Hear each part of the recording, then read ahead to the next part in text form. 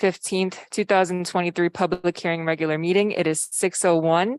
Our public hearing agenda this month has only one item, and that would be Dr. Lisa Scott McKenzie, Chief Operating Officer for NYC Health and Hospitals Woodhull, providing an informational update on the hospital's operations and services. Dr. Scott McKenzie, whenever you're ready.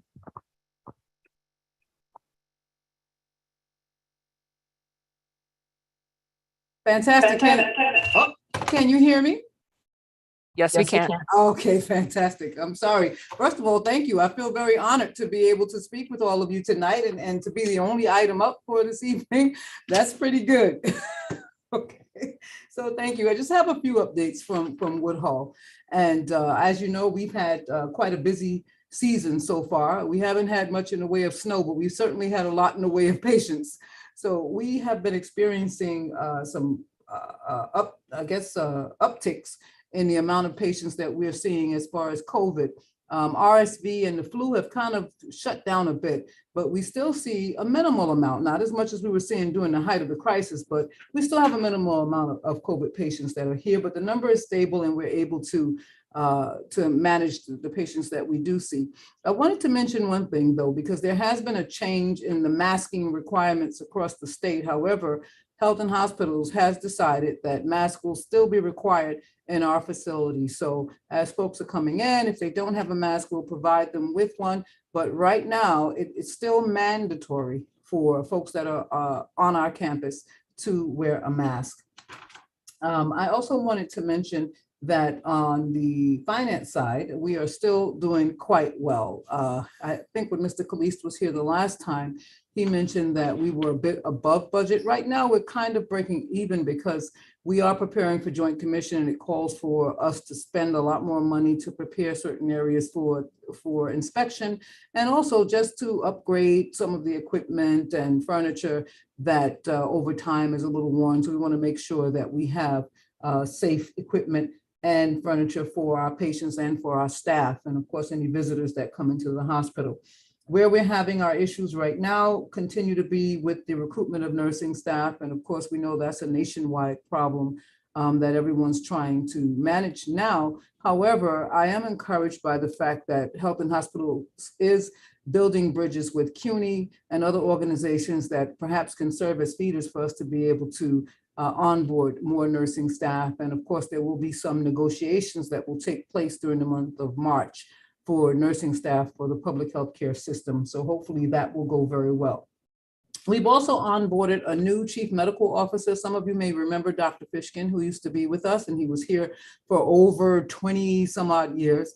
Dr. Fishkin retired, although we still see him. He drops in all the time. But we do have Dr. Ross McDonald, who was previously with the Department of Corrections, and he served the city in many different capacities over the years. Perhaps I can get him to join us here one evening so that you all can meet him, but he's a wonderful addition to the team and we're very happy to have him on as our Chief Medical Officer. And I'll move on to construction now. We have quite a bit of construction, as you can see. Some of it Woodhull construction and some of it not Woodhull construction. The Department of Transportation, as well as the Metropolitan Transportation Authority, has also decided to have construction projects that kind of coincide with ours. So there's an elevator right outside in our front plaza that's being upgraded, which is actually a big help to us. We're expecting the construction to end in June of 2023, but it will allow us to be a lot more accessible for our patients that need to have elevator service.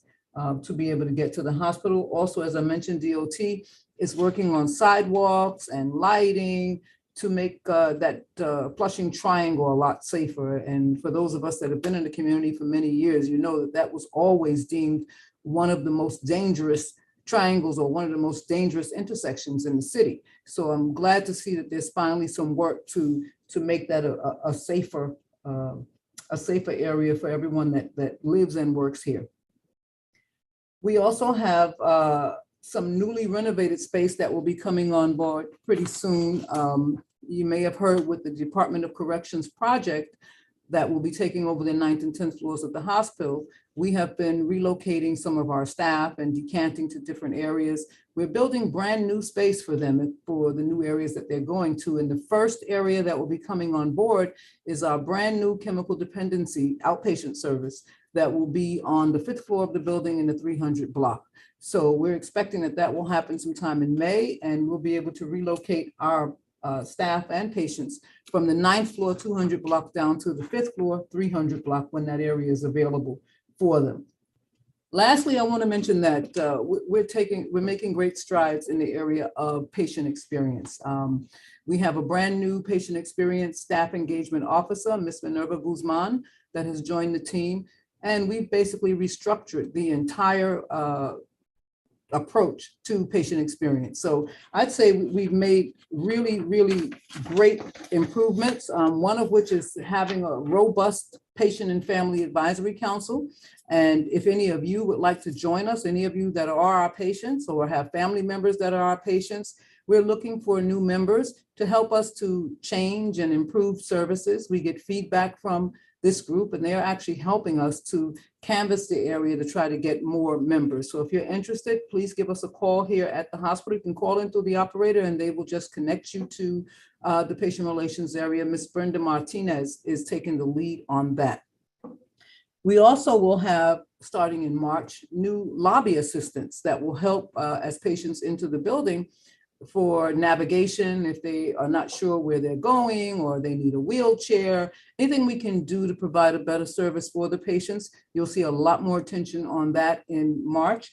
We have patient meal associates that are working with the patients to decide on their daily meals. They actually sit with the patient, they go over each meal, they offer the options, and they also offer plant-based options, which I'm not sure how many of you have tried some of the plant-based meals, but I'll tell you, I was one of those that basically felt when they offered to me in the beginning, I said, well, you know, what did I do that was so bad you guys are trying to make me have a plant-based meal? But I have to tell you, I have now been won over. I really have. And for a family that used to be very, very, very centered around having a meat as the main meal, the main dish of the meal, we now are having several times a week plant-based meal, and they actually are very, very good. We also held a tasting for community to come in and taste some of the plant-based meals, and we really did get wonderful feedback. So if it's something that you'd like at some point, perhaps we can invite you to come to our next tasting so that you too can get a chance to experience how great these are. And they're actually a lot healthier for us.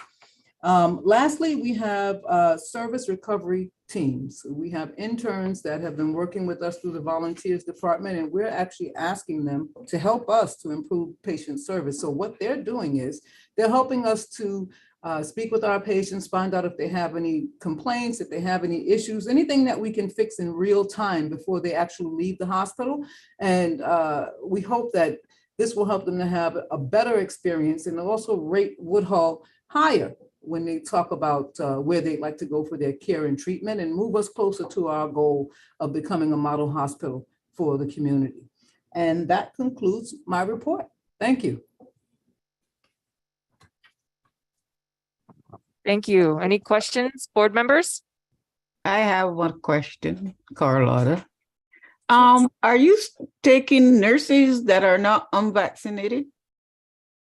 Well, I know there's been a change, a citywide change, that we no longer have the vaccine mandate. So at this point, we would have to, if a person applies that qualifies for the job, we no longer have the right to say that we won't take them because they're unvaccinated. Okay, thank you.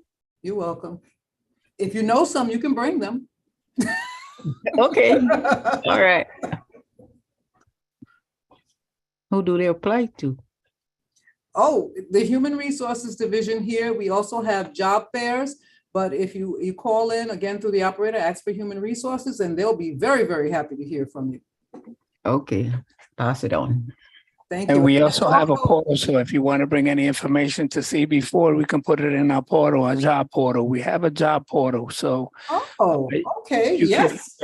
you can go on to CB4 and you can put in a job portal, or we'll get nurses from Bushwick. Maybe I can try to be a nurse. I don't know how good I am, but no, my district manager is laughing at me. But I'm just curious on the ninth floor in regards to services for the people that are. Is that outpatient, inpatients that are coming home or getting services, or how is it you guys are doing it on the ninth floor? How does that work, and how is correction more familiar with Woodhall, and what is it that you guys are going to do there on the ninth floor? Well, I want to make the distinction because it is not a Woodhall program at all. The 9th and 10th floors will be transferred to the Department of Corrections, and they will run an outposted therapeutic unit there. So it's medical treatment for persons that are detained. Or that are detained, they're going to come there Yes. and get services and go back to where they Well, were. I'm not sure if they'll be removing them from here, you know, what their whole program is. They're still working some of that out right now. The only thing that we can know as a hospital is that it's going to be separate from Woodhall. So you really won't see there much integration between our patients now and the patients that are coming in. A lot of those services will be contained to the floors that they have. Yeah, I also want to be I'm going to be a devil's advocate because sometimes, you know, things don't work out right? And things happen, then Woodhall gets a bad attended. And it's not fair that I have served in your cab for many years in the 80s. Mhm. And I know how much work we have done to make that our community hospital, because you take 4 catch basement areas. Mhm. So we want to make sure that, you know, when you put programs in a facility, everybody already says, oh, Woodhall, you know. So I think there should be an oversight and making sure that it is in the building, but not from Woodhall. You understand what I'm trying to say? Absolutely. Because if you're telling me on the 9th floor, 9th and 10th, we're going to have people coming in that were incarcerated for services, then, you know, it's something to really open our eyes. I don't know who dictated that, but I guess. I want to say a few things. The first thing I want to say is yes, and I remember you well because you and I may be the only two that have that distinction, but I've been here since the 80s too. So I've seen a lot of the changes that have happened in Woodhall over the years. And yes, there is a lot of oversight. I'm actively involved. Mr. Kalisa, our CEO, is actively involved in the actual construction. We have the central office of New York City Health and Hospitals that's involved. So there's a lot of oversight over this program. And also, we're involved in the designing of the security systems and things that will keep everybody safe once those 2 floors are occupied. Yes, things don't always go the way that they should, and that's true of almost everywhere. But we have a very robust contingency planning process. Yes, some things can go wrong. You try to anticipate as many of them that can go wrong so that you can fix them in real time. So right now, I'm very confident that we can run that program on the 9th and 10th floors without there being much involvement with Woodhall and without giving Woodhall a bad reputation, because obviously it's important to us that our patients know that we're here for them, but we can also provide safe, high quality care. Is that a separate board of directors compared to you guys, or if something happens, is directly to Woodhall? Or how do we go if something happens in regards to that facility in general with services and something ain't working right? Or are they just going to pass the buck and blame it on anyone else? How does that work? Is there a separate CBO, or are you guys getting funding from them? How is it? Where's the money coming from? How is that? Or are you guys going to be the landlord? How does that work? No, we are the landlord, but they're 2 separate programs. The Department of Corrections, which you know does have a separate board, will run just those 2 floors, and Woodhall will have everything from 8 down.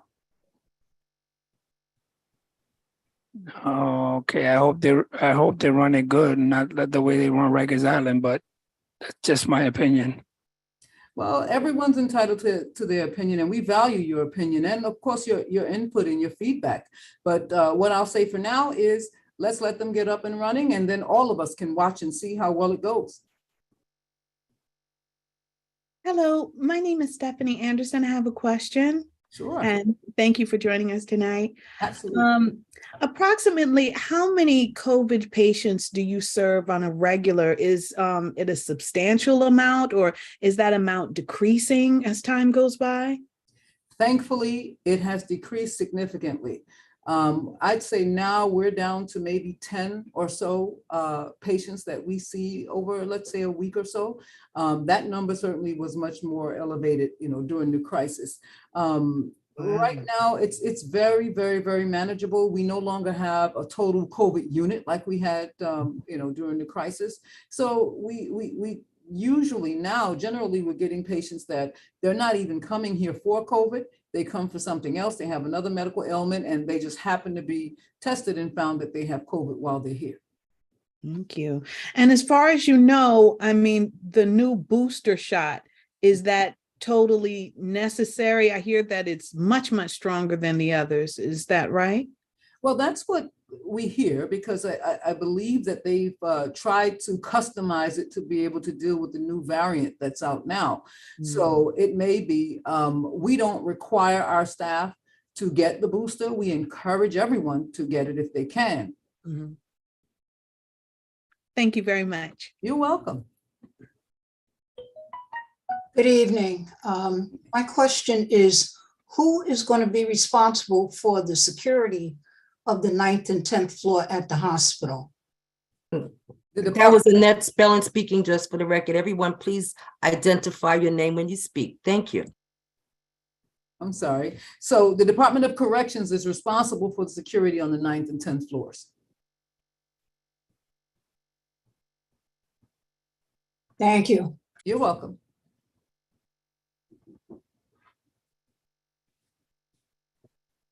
Any other questions? I see a hand. Celeste, I have a question. Go ahead. And the reason for this being that they want to do this in the hospital, is there any other place that this could be done? Why does it have to be in the hospital where it's going to take up space? Especially Woodhull Hospital, where they specialize in mental illness and they really specialize in a lot of individuals who have mental illness, and we have a lot of homelessness and mental illness outside that we can utilize that space for. Speaker, would you please identify your name so for the record, for the recording? Joanna Fuentes Singh. Okay. So I know that a citywide decision was made for decanting of the medical units from Rikers Island. I think all of us have heard about that. Don't know how much I can impact on that, but Woodhull did have available space because our census was not allowing us to fill up the entire building. So it's actually a very good thing for us. And it doesn't impact on us being able to still offer quality care to our mental health patients. As you know, we have a full floor for mental health services here at Woodhull. Thank you. You're welcome. Chairperson Camacho, I'm just curious. So that means they're not taking them no more to Elmhurst, which is right across from Rikers Island, which is there. So how's the commute from Rikers Island all the way to Woodhull for the service? So they don't get up to go to court, because I hear it all the time in the morning to go to court, and it's close by. Imagine getting services from Rikers Island to Woodhull, where Rikers Island is right next to Roosevelt, the hospital, Elmhurst Hospital, where they used to go. They're still going. They haven't closed any of the programs that are running right now. This will be an additional program. Barbara Smith has her hand raised.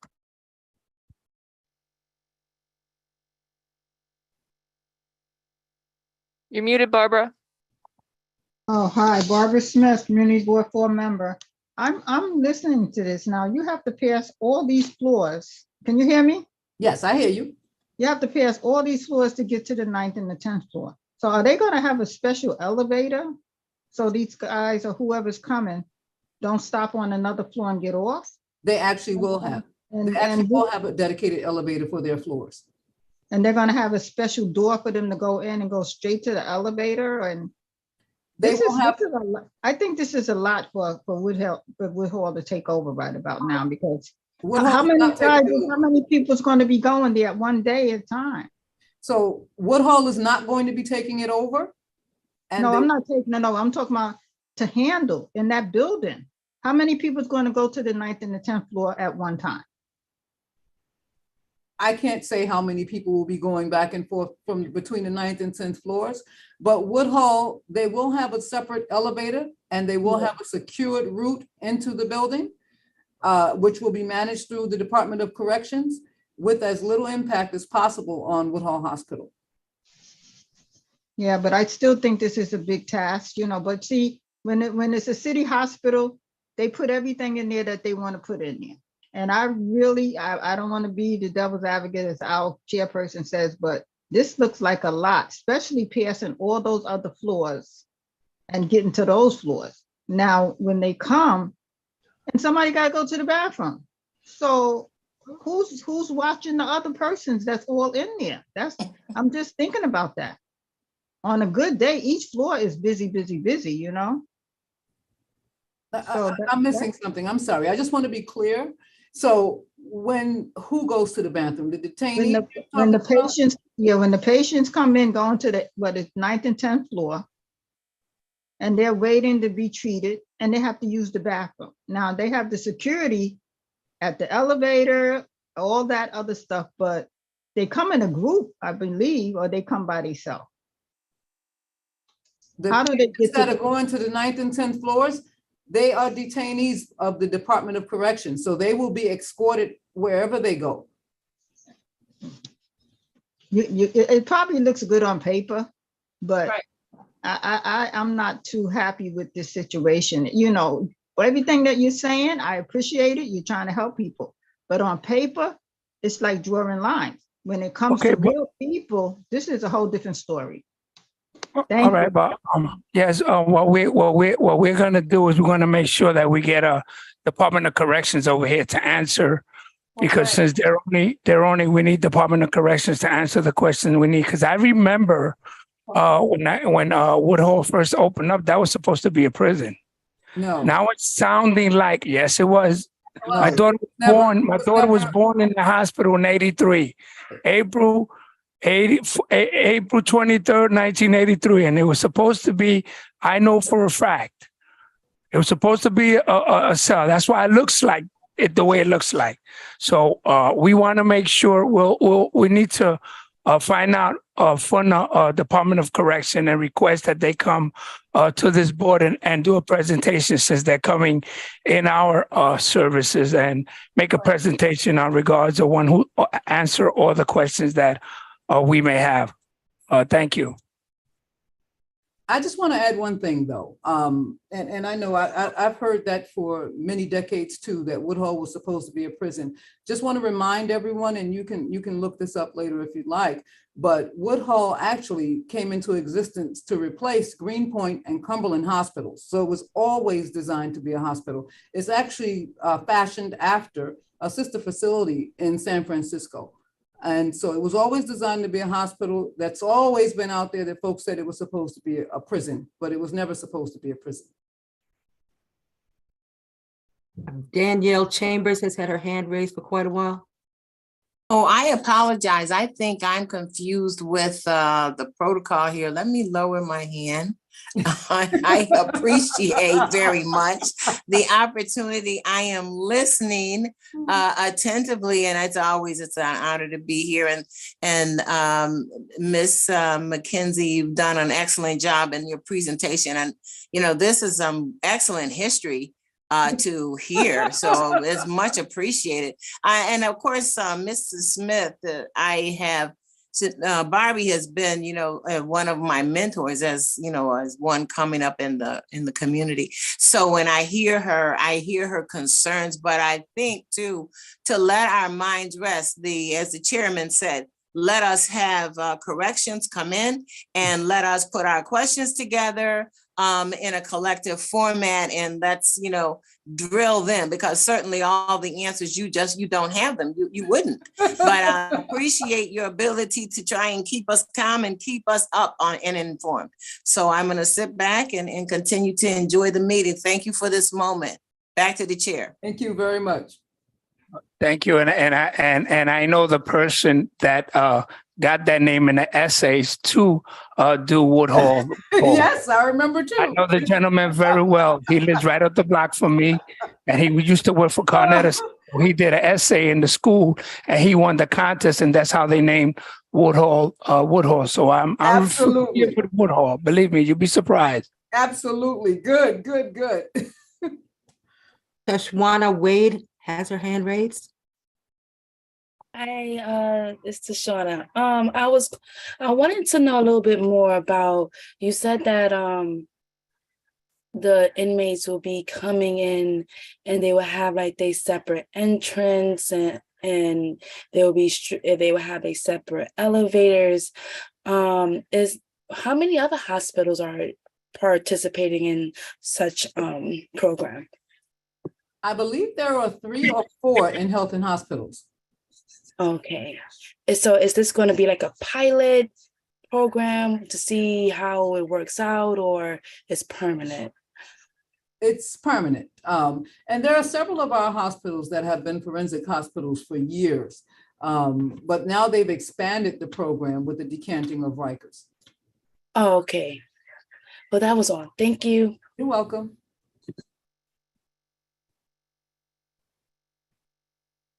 All right. Any other questions? Last call. Anything in the chat? Okay, going once. I have a question. Go ahead. Oh Lord, I think I forgot. Oh yes. Okay, so these programs are in different hospitals and everything. And you said something about Rikers is it true that in these large prisons that they have their own inside hospital, or has this always been done? I know that, and again, I'm not going to try to speak for Department of Corrections. I think that's an excellent suggestion to have them come here and speak to their own program. But I believe they do have a medical, I wouldn't call it a hospital, but they do have a medical program within Rikers. Yes. Oh, okay. Okay. Thank you very much. You're very welcome. Okay, seeing no other hands, nothing in the chat. We will wrap up this agenda item. Thank you so much, Woodhall Hospital. We appreciate Dr. Scott McKenzie for being here. You're very welcome. Have a great evening, everyone. You too. All right, that concludes our public hearing item for this evening. We will now move on with the regular meeting agenda. Board members, please be ready for the roll call. Isa Abni. Here. Stephanie Anderson. Here. Grace Aites. Joanna Bennett. Here. Joshua Brown. Present. Raul Brown. Robert Camacho. Here. Melissa Carrera Solano is excused. Felix Ceballos. Present. Andrew Choi. Elvina Davis. Present. James Fitzgerald. Freddie Fowler. Joanna Fuentes. Present. Christopher Graham. Present. Ann Guiney. Present. Hadia Harrison. Tanisha Honeygan.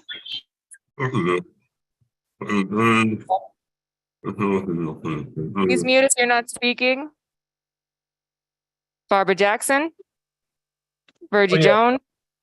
Virgie is present. Thank you, Virgie. Luisa Jose.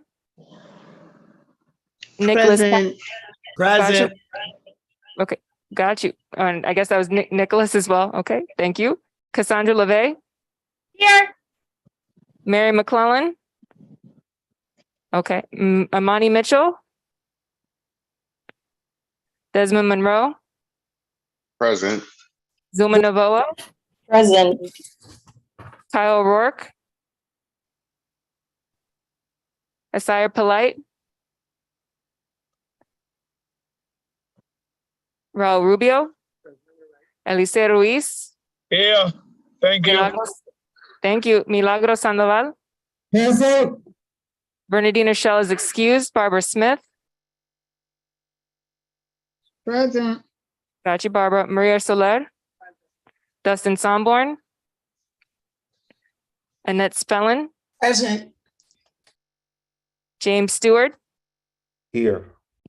Ben Tucker, Jerry Valentine, Present. Tashana Wade, Carlotta Williams. Present. Freddie Fowler, present. Got you, Mr. Fowler. 29 board members present constitutes a quorum. Thank you, everyone. Moving on now to the acceptance of the agenda. Is there a motion from the board?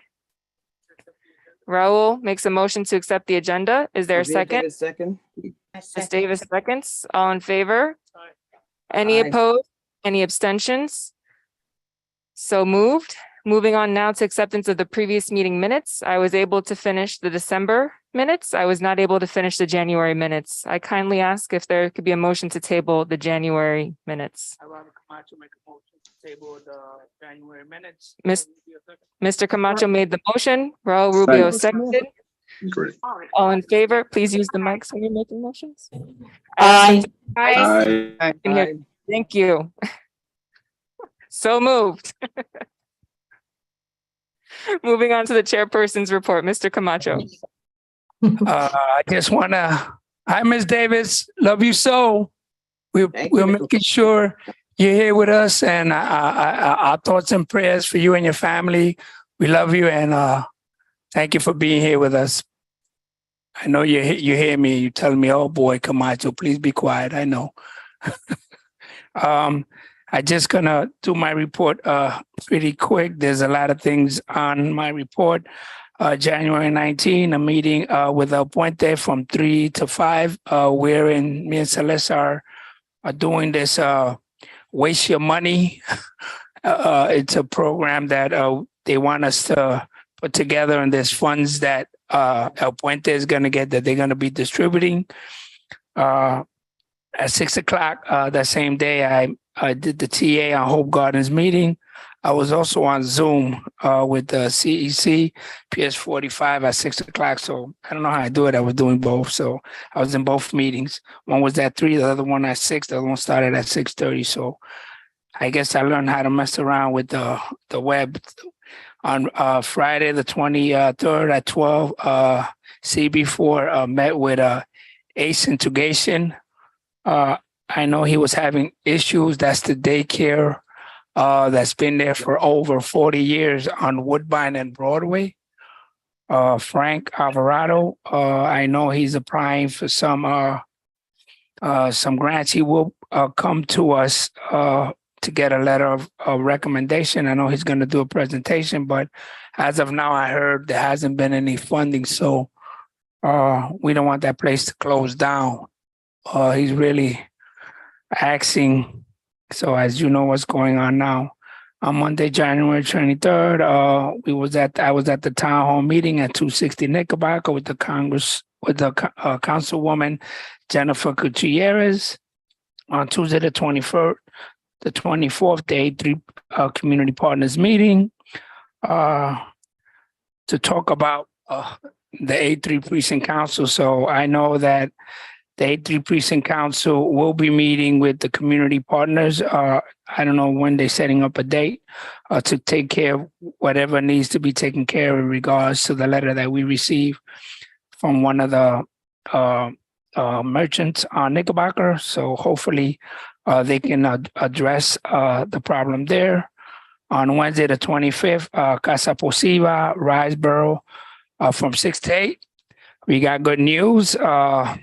They're not going to raise the rent on none of those people there. I don't know how they did it, but they fought, so they're not getting no increases in rent. I know they're they were fighting so hard because, those buildings are being fixed and people were disenfranchised. So hopefully these 2 years are going to be 0-0. So we're happy for them and those other people from Bushwick. On Thursday, the 26th at 2 p.m., Shape Up Bushwick. I know they'll speak on that. So everybody got to get involved on the Shape Up. Even if you don't get Shape Up, just come out and get shaped. So it doesn't make a difference. On Thursday, the 26th, 4 p.m., CB4, me and Celeste and Ms. Spelling had a meeting with our Deputy Inspector, Alexander Cerebro at 480 Knickerbocker. On Thursday, January 6th at 6 p.m., the town hall meeting with our Senator Julia Salazar, 422 Central. I'm not too sure. It was for us to become, I'm sorry. We have the councilwoman here, so I don't want to speak on her behalf. She'll talk to herself when she comes up. But I know there was a very low turnout in regards to, I don't know if that was on purpose but I know that there was issues that the community board and some of the people gave concern in regards to decriminalizing sex work. I guess I'm not too sure she answered the questions to the people that were there. So we haven't got any feedback in regards to this. I know she hasn't spoken to us in regards. No one complained, so we wouldn't know if it was benefit to them or it wasn't from that area. Friday the 27th, a meeting with Riseboro. As you know, maybe you don't know, the adult program, the GED, lost its funding. So we really need help for the GED program in Riseboro. Riseboro has been around a long time. I know we fight with them, but the GED program, the adult GED program, lost its funding. So we're going to have to talk to elected to find out what's going on with that. On Tuesday, the 3rd, January, CB4 House and Land Use Committee. Also at 2 o'clock, I had distribute. There's a food a co-op that's operating at a Mayday space. I had some money. I had purchased 40 meals for our seniors, and I gave it to 85 Palmetto, and it was 440. And I had got some money for some people, and we serve people on 85 Palmetto, our seniors that need it.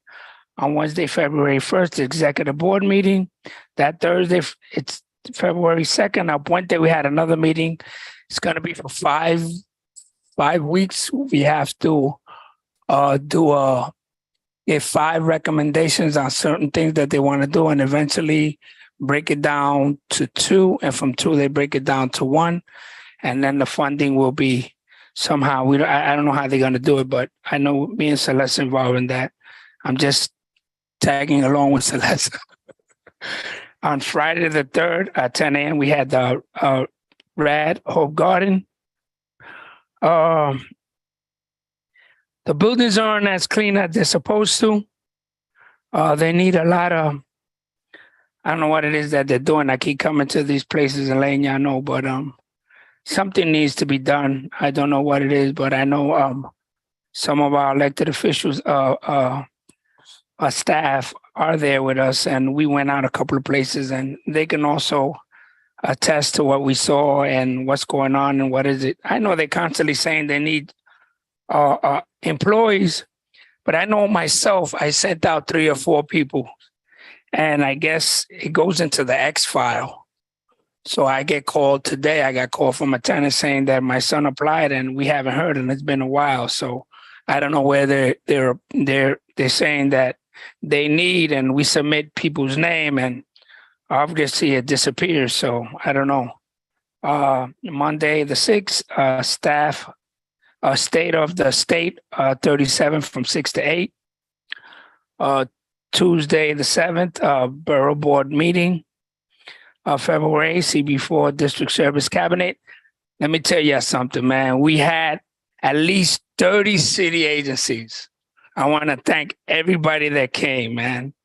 We had DOB, the A3 precinct, borough presidents, elected official, District 32, the mayor's office, Tony Herbert, FDNY, SBS, Department of Health and Mental Hygiene, DOT, National Grid, DCC,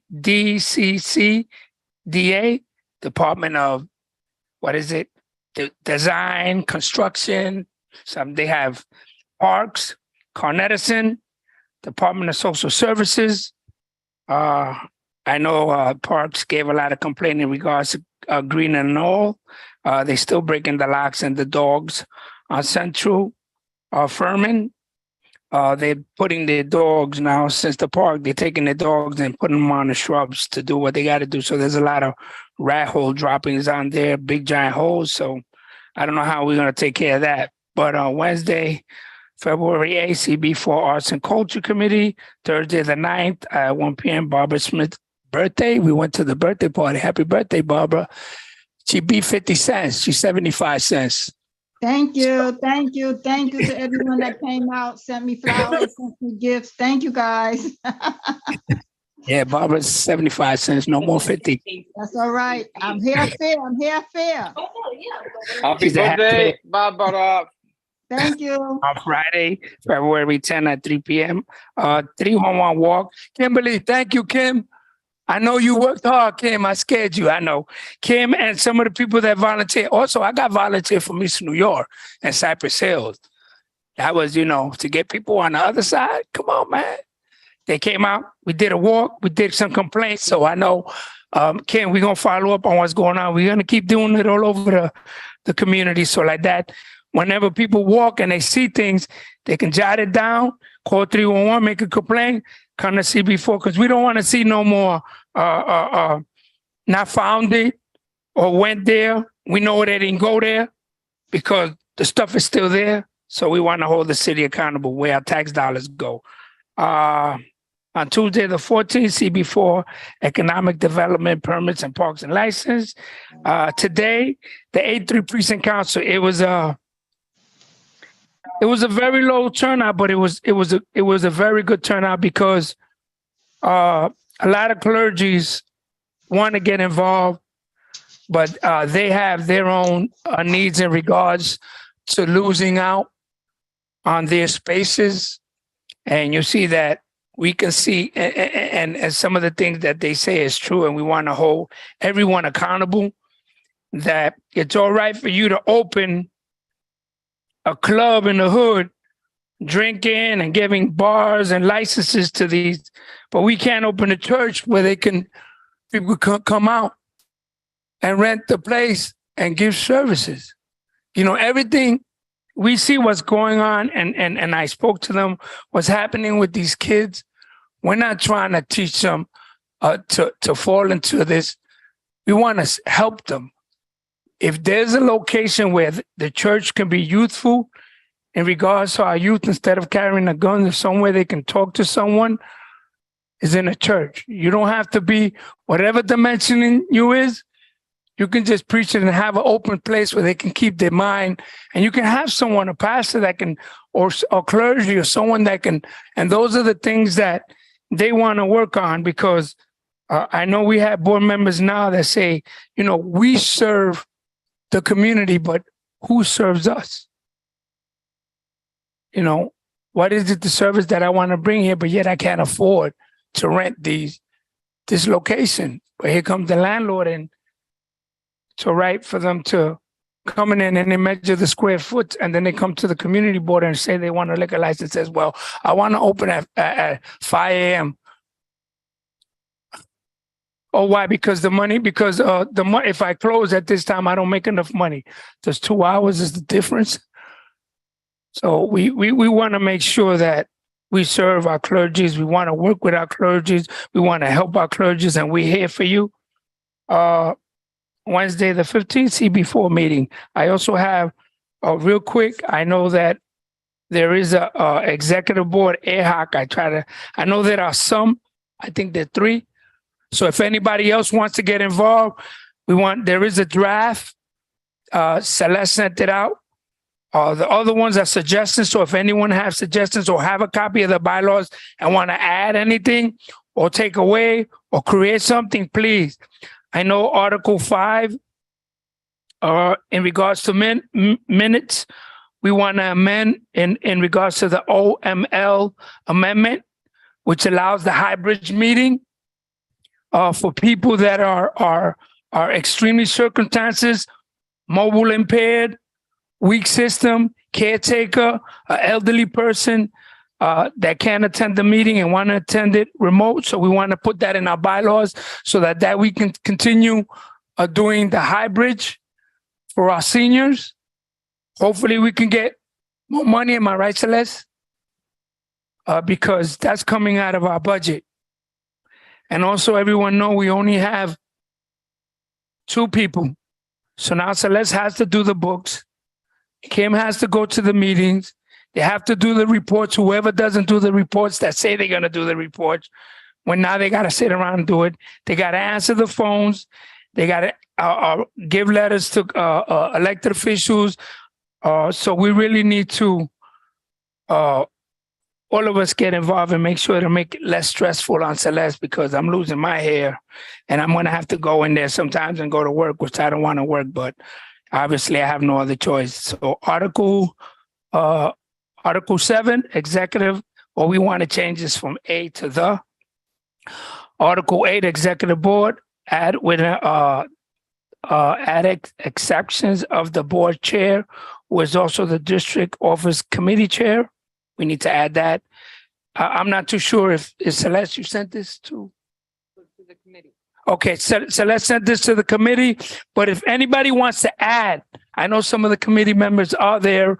If they have anything that they need to add, please let Celeste know so we can add it. Or if there's something wrong that you guys don't understand, Celeste can go back, because I know I have to read it, but it has to be fully completed for me to read it in 3 meetings consecutive before we even vote on it. So that's under the charter. So I want to make sure that we all get a draft of this.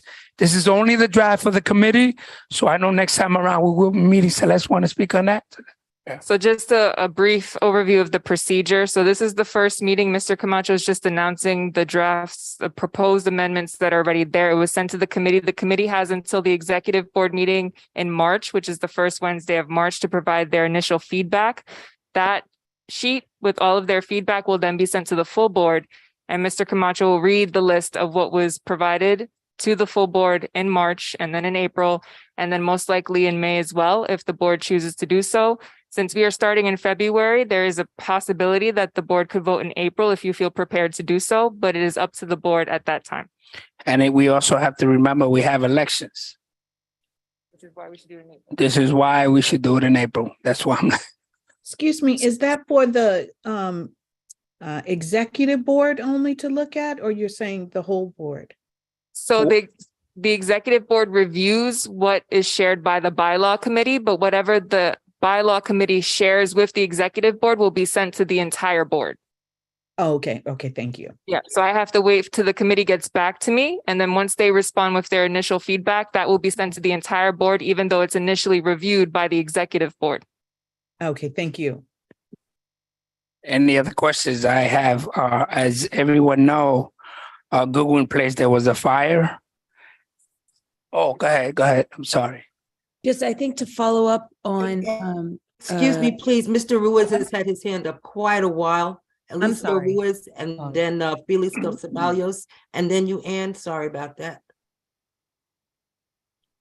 Yes, I did have my hand up. I had a question for Camacho, but we're going to leave it off the record, and I'll call him after the meeting. Thank you so much for acknowledging me. And then Mr. Ceballos has his hand up next. Yes, good evening. My name is Felix Ceballos, board member. And just as a comment about Camacho was mentioned before, when he was talking about church, the landlord don't want it rent, give a rent for the church. is unfortunately it coming a lot of business to our area, our community, because it's business. And in some space we can see bar business in any corner, and it's very sad because like community, yes, we need all kind of business because it's the way the community can make progress, but not like that. Like I say, in some place, any corner, we have a bar, we have a business, and we have to be alert, like community, because we can accept that, like community. Thank you very much. That's what I want to say. And then I think it was you, Anne, had your hand up next. Sure. Just only, I wanted to follow up on Stephanie's question about the bylaws committee. And just out of curiosity, I know that there was a general ask for who wanted to participate on that. I am not on it, but just out of curiosity, is that a mixture of board members and executive committee, or community members or public members? Just so we get a sense of, who the bylaws committee is, just so we know. That's all. There are 3 board members on the committee: Joanna Bennett, Asira Polite, and Raul Rubio. We welcome all volunteers. We had 3 volunteers this time. Thank you so much. Yes, and I have been calling whoever wanted to participate. Board members, please let us know. As you know, there was a fire in Goodwin Place, leaked on batteries from an e-bike. An elderly woman is in critical conditions. Hope she comes out all right. 67 years old, is an old house. The FDNY is lobbying legislation that would ban sale of black market lithium batteries. They found 50 batteries and believe someone was running a battery repair operations. So we have to be very careful. And we're going back to the 70s and 80s when Bushwick was burning. So, and if it burns, you know, they're going to build it and we're not going to live here anymore. So think about that one. IS 383, as you know, a dean was stabbed while trying to break up a fight between 2 students. A teenager who did not attend the school. They're okay, so we need to support our youth and give them other options. We really do. As you saw in the paper, I don't know if some of you read, Bushwick High School campus has a swimming. It was in the news last month. The students are learning how to swim and become lifeguard. We need to support them and continue fighting for the pool to be open to the community. And as you know, I just dressed here just in case, because I'm constantly beating it up in regards to the board member attendance. As per the bylaws, following excuse absence is only if you're ill, death in the family, an accident, religious observant, work obligation. So other than that, you're going to be just marked absent. We talked about bylaws revision, set a draft, read out loud to the ad hoc. Also, board members application. Oh yeah, this is very important. Board members application. I got at least 25 of them that didn't put it in. They just, I don't know if y'all don't like me, you're not putting it in, or maybe I'm too hard, but we need those applications in. They gave us until the 23rd, so the 15th is no longer. It was today, but they gave us up to the 23rd. Please, please, please, please submit your application if you want to be on this board, please. In addition, there were 3 that not gonna apply again. Carleta Williams, thank you for your service. Gladys Fugio, thank you for your service. I know you guys have been a long time. It's going to be sad, but whatever you want, we're here. And what's the name, Henderson? Hedias Harrison. Thank you. They indicated that they're not going to renew their applications. So where did we get the applications from? the borough president's website. Okay, And I think that is it. thank you. My meeting. That's all. Any questions, concerns, any issues, any answers? I have a question. You don't have to reapply if you were inducted on the board last year, correct? Because it's 2-year terms. It depends on whether you're a midterm appointment or not. If you are supposed to reapply, you should have received an email from the board's office, probably 3 emails at this point. I can double check the list tomorrow and make sure, Cassandra. Okay, thank you, Celeste.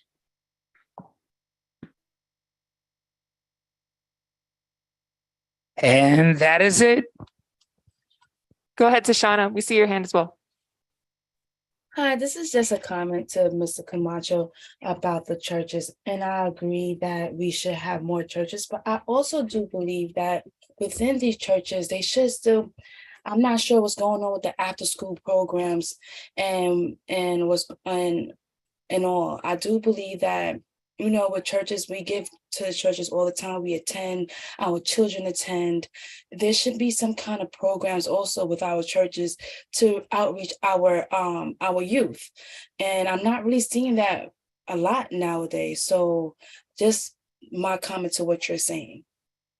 Yes, we will. And that's exactly what I indicated to I know Avina Davis wasn't there, but I know we have the chair of the A3 clergy, Mr. Off the top of my head, Bishop Clark. Yes, so I will speak to him because you know what it is in schools now, they don't want you to religious, I guess. So maybe it can be Community. not religious, and maybe encourage the kids to come in there and speak to someone. I guess I don't know. We're just thinking out of the box to make sure we help our youth. I guess sometimes, just like you said, we have to think out of the box. Some people don't want it, some communities don't want it, but I guess ours really need to. I know our councilwoman will give us some feedback on some. Yeah. So. Yeah. Okay. All Mr. right. Stewart has his hand raised. Yes, I just wanted to respond to I think what Shauna was talking about regarding like after school programs and churches. And there's a number of issues that are at play. I think in many cases, churches would love to do after school programs and whatnot. There's regulatory issues that is affected with the building and different things. And so there are a myriad of reasons why after school churches may not do after school programs. Not to say that some churches are not shirking their responsibilities, but certainly not all of them. And so there are a lot of issues that need to be addressed. So I was glad that Mr. Camacho mentioned in the clergy meeting about the need for the community and clergy to have a bi-directional relationship. So I just wanted to make that point of clarification. James, do you mind sharing your affiliation for everyone to know? Yeah, so I'm a pastor in the community, pastor of the South Bushwick Church, 855 Bushwick Avenue. And so I just wanted to speak to that point. Thank you. Thank you. Thank you, Pastor. Sometimes I need a little prayer in my life. You know I go over there to you and you do it for us. So we need a little something. Something came out of something, regardless of what diameter you believe in and what you believe in. So we really got to make sure that we especially now, because I know now. I know some of our family and friends and members that are here have family members that are ill or sick or need something, and sometimes just listening to a person or just talking to a person and just listening to them gives them a little warmth and gives them that they have some sort of need. I just don't like when they say, if you call this number, if you attempt to commit a suicide. I think it's call this number if you want to speak to someone. You know what I'm saying? That's what I feel that should be done, not the suicide prevention. Sometimes people might need to speak to someone.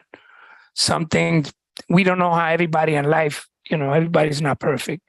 So maybe someone in life are having a hard time. So why not speak to someone? Lend an ear.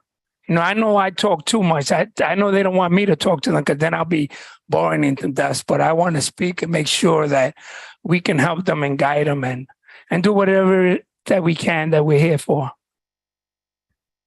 Denise Chambers and then Elvina Davis. Go ahead. I believe that was Danielle. Yes, good afternoon. Danielle Chambers. Here, I am the coordinator for the Bleecker Street Association. I just wanted to share a couple of points. Number one, I come from experience with after school and recreational programs, which I was a director for probably the most of about 15 years between the 90s and early 2000s. But to address this even more positively, I want to say, we get excited about having, progress, et cetera, with these commercial pieces, bars and clubs and cafes and all this type of this language. It sounds, elegant. It has its own romance. But let's be for real. Churches have been the backbone of this community for a very long time. That's why many of these people want to come into our community, because after all, that family stability, it exists. And we want to support, as our chairperson has said, this support is essential. We talk about youth and we look at our churches and we wonder why youth are not coming to the church. Well, you don't have programs that we need for our children and our grandchildren and our elderly, quite honestly. And there's a reason for that. Our politicians are not supporting that. They're not putting out RFPs like they used to. Calvary and St. Cyprian Church was one of those churches that every year we had an after-school program and a recreational program, along with hiring summer youth right in our community. Every year they had I hired a minimum of 12 to 18 young people, ages 15 to 21, as junior and senior counselors. We had a troop of 86 kids running from Bushwick to Coney Island to Fifth Avenue, going to the Sony Entertainment. I mean, our children in this community, we talking Bushwick. We went to the Rockefeller Center, the tree lighting. This is what I'm talking about. These children will forever remember that they had a wonderful life. And let me just remind you, it was free. Okay. It was through grants, RFPs. We find out where this money is, and we shared it with the children in this community. So, it's not like, please, let's not go back to we don't want going back, tear that rear view mirror off, and let's go forward. Quick and in a hurry. We have young people right now who are interested in working, and where they're going to work. What plans do we have? So, pastor, we need a coalition of pastors to take on this flame and let's burn it. I mean, you got Eric Adams, who was part of this community in many ways. He was our borough president. We selected this gentleman for a reason. Let's put some fire under the onus of responsibility to our young people. Please, we got enough. As I love what he said, what the chair just said. Don't call it the suicide line. Good God, it sounds like something I need to run from. Doesn't sound like something I need to run to. We need to have programs and support areas for our children, psychologists and psychiatrists, and community mission areas in the area to say, listen, this is a quiet space. And on that note, Calvary and St. Cyprian is in the plans of a health fair that will be coming up and will address some of these issues.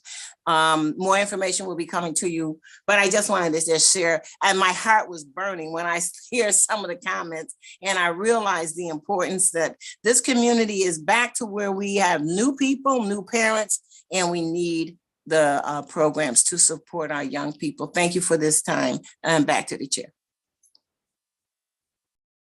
No, thank you. You're 100% right, but what happens is just to answer in regards to the RFP.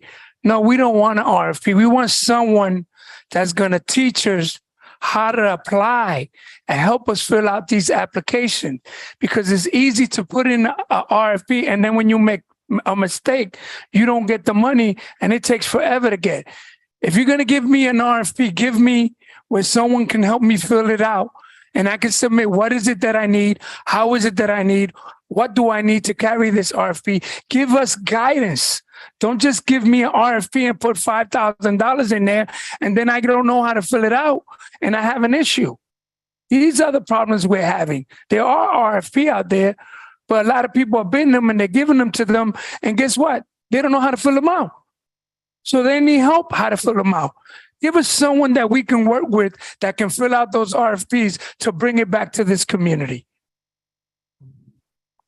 Ms. Davis is next. Yes, I'm in agreement with everybody, with everything that's been said so far. But the main problem is that a lot of the church doors have closed after COVID hit. A lot of the landlords have upped the rent to the point that the churches cannot afford to stay in the building. A lot of the churches have their doors open so that people can come in. They don't have to go to places that they feel uncomfortable. And for example, I mean, our church outdoors, we have people that come to us right now. Matter of fact, we're being inundated because a lot of people are in need of talking to somebody, just somebody that they can just offload and talk to and maybe just give them a little comfort. We have marriage counseling. We have some of the young people that come to us just to get off, get things off their chest, because they don't want to go to all their parents, or they don't want to go to a psychiatrist or psychologist or anybody on that realm.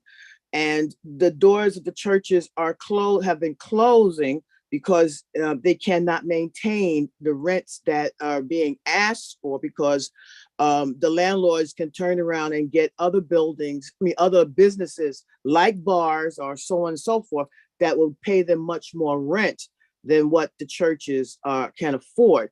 So that is what the problem is with the churches. That's been the complaint that has been coming to the clergy council, because a lot of them, we have discovered, a lot of them have closed their doors. And what we have been trying to do is to see if there are other churches that can open their doors to those churches on their off time, so that the services can still be available, not just for worship and for trying to convert somebody, but to be there. So if somebody needs to talk to somebody and be comforted, they will be available. But the problem is that the doors are being closed because of the rent situation. Not all the churches own their buildings, and that is the problem that we're having right now. Thank you. There's someone in the chat whose initials are PC, who say they've been raising their hand. I'm sorry, I don't see PC on the web, but whoever PC is, they said they've been raising their hand and they're not being acknowledged. So just a point, point of order. So this session of the meeting is for board members only. I know we have some other folks that are speaking and asking questions, but there will be an announcements portion later on in the meeting for anyone that is not a board member. Just a point of order. Okay, thank you. Ms. Fuentes is next. Joanne. Thank you, everybody. Today in the clergy meeting, it was so important because, we spoke about things like that, about the church and what the church could be doing, and how many things that could be provided, how many services could be provided for our youth. To be honest with you, Bushwick has become a nightlife. Bushwick doesn't show anything else that is really providing for our youth, not just for our youth, for individuals with disability. We have homelessness. We have too much stuff going on, and the church really. The church is a component. We need to really unite together. Even if churches could kind of share spaces, that'll help. Also, being certified mental health first responders. A lot of the church members and clergies are first mental health responders. So they play a big role there as well. Doors should be open. Churches shouldn't be closed. They should be open. We have 45,000 churches that closed due to the pandemic. So this is a crisis for me, because to be honest with you, our youth, look at everything that's going on. Our youth needs someone to be able to speak to. I don't care what, like Camacho said, I don't care what faith. Listen, mentors, I had mentors, and if it wasn't because of the Big Apple gains back in the days, I would have been lost. So we need to really step up to the plate, and we really need to protect our community and see what we are letting in this community in. How many bars? How many bars do we need? If Bushwick is going to be what? The community of bars. That's all I have to say. Right. All right, Joanna. Excuse me, I just wanted to second what that young lady just said. She's absolutely right. And if you listen to the news today, they had reports talking about how high teenage suicides are up and how many children are being influenced by social media, and so much depression going on. And certainly our churches are a resource for that. And how can we support the churches? I agree with the suggestion. You have a lot of these churches that have office spaces and things, and maybe they can open their doors and share those spaces as other closed churches are closing. We talk about the arts and so much else that is needed in our community.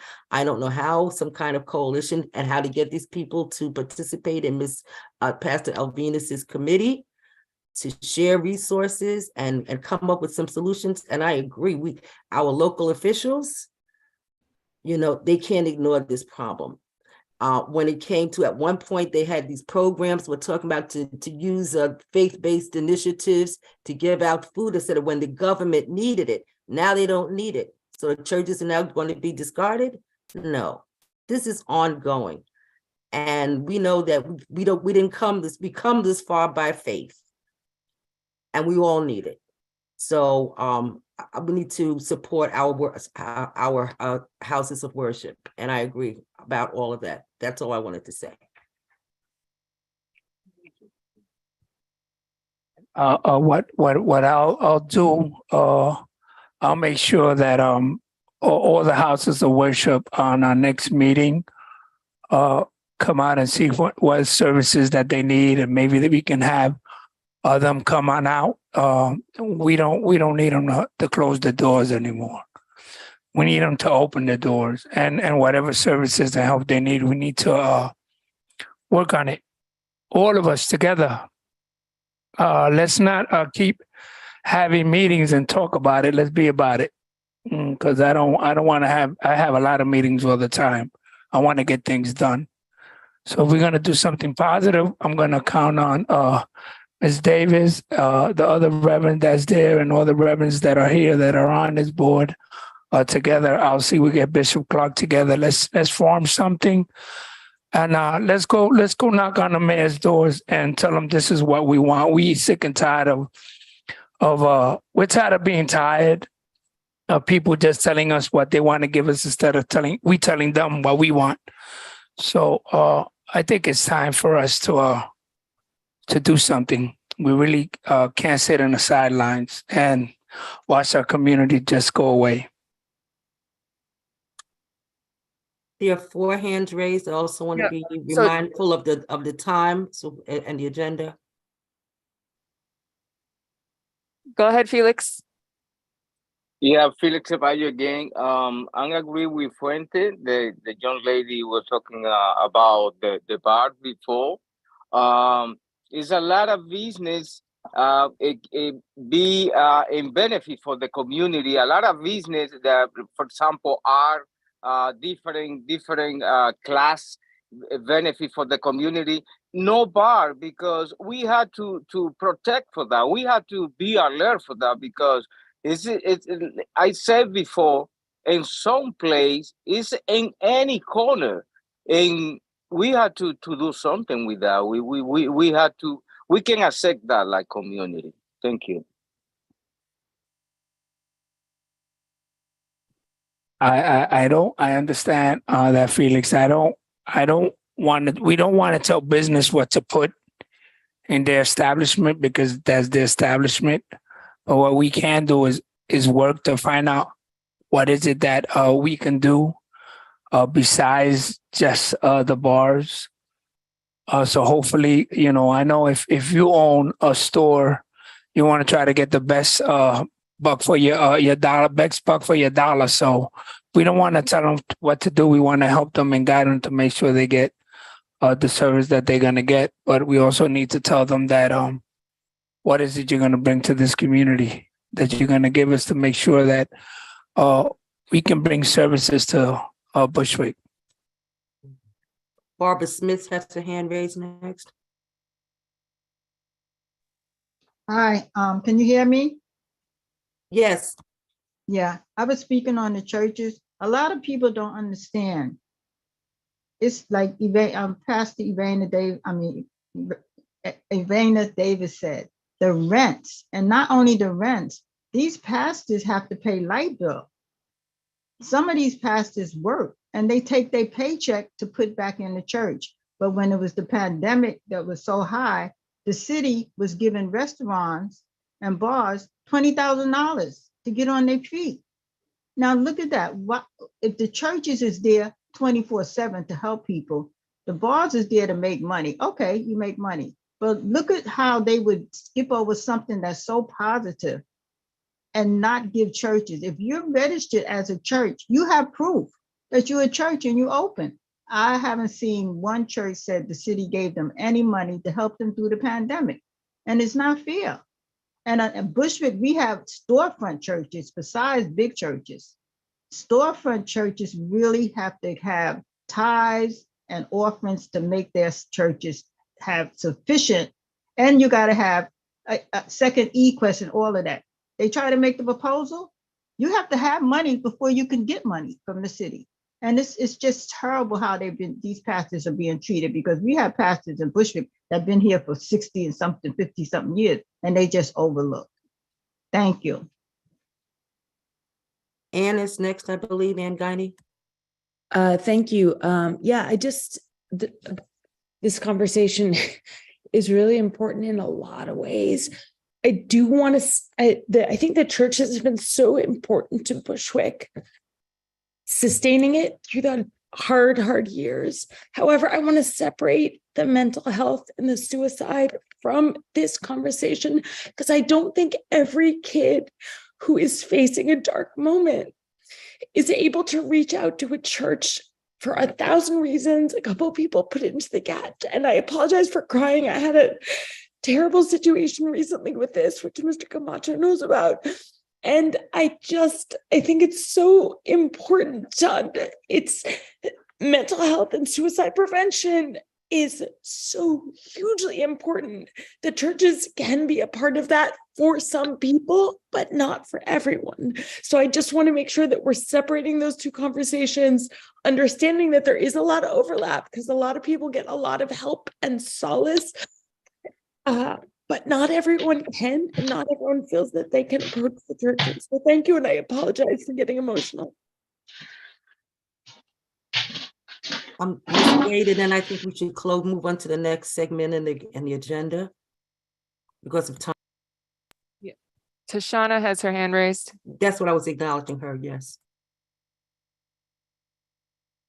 Okay, I'm just going to make this short because I know we have to move on, but I understand exactly what I'm sorry that I can't remember her name, but she was just saying we have to make it inclusive. I think that if we can, we should get our churches involved in the next meeting,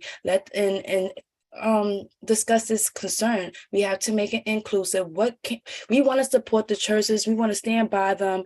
I'm coming from a younger generation that don't believe that they could go to church and explain how they feel. I come from a generation of where they don't really have the faith anymore because of the division within the churches. So I do believe that, yes, it was a staple in our community. Yes, it's a lot of things that they can do as far as in giving back, especially to our youth and to get them on board. But I'm guessing that maybe Camacho, maybe we could walk around, get some of these churches, pastors, and see if they could come to our next board meeting and see what can we do, because, we know the problem, what is the solution? And that's all I have to say.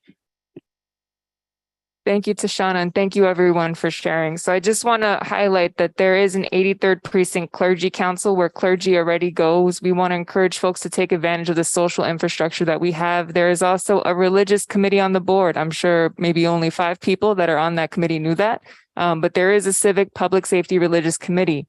Please, if you are very passionate about these issues, come to that meeting, suggest items for that agenda. We rarely get anything from the faith-based community for that portion of the committee. And that is not the only committee that is like that. But I would like to take this moment to encourage everyone, right? Not just to come to those meetings, but also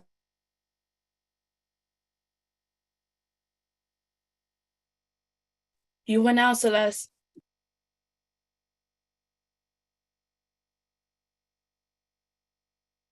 to apply, but some informal homework. If you know a teenager, 16 years or older, or youth in general, encourage them to submit the application before February 23rd. Please, we want to get some voices in this room to talk a little bit about what they're going through, their perspective, and also to contribute to these conversations. So thank you, everyone. We appreciate the feedback.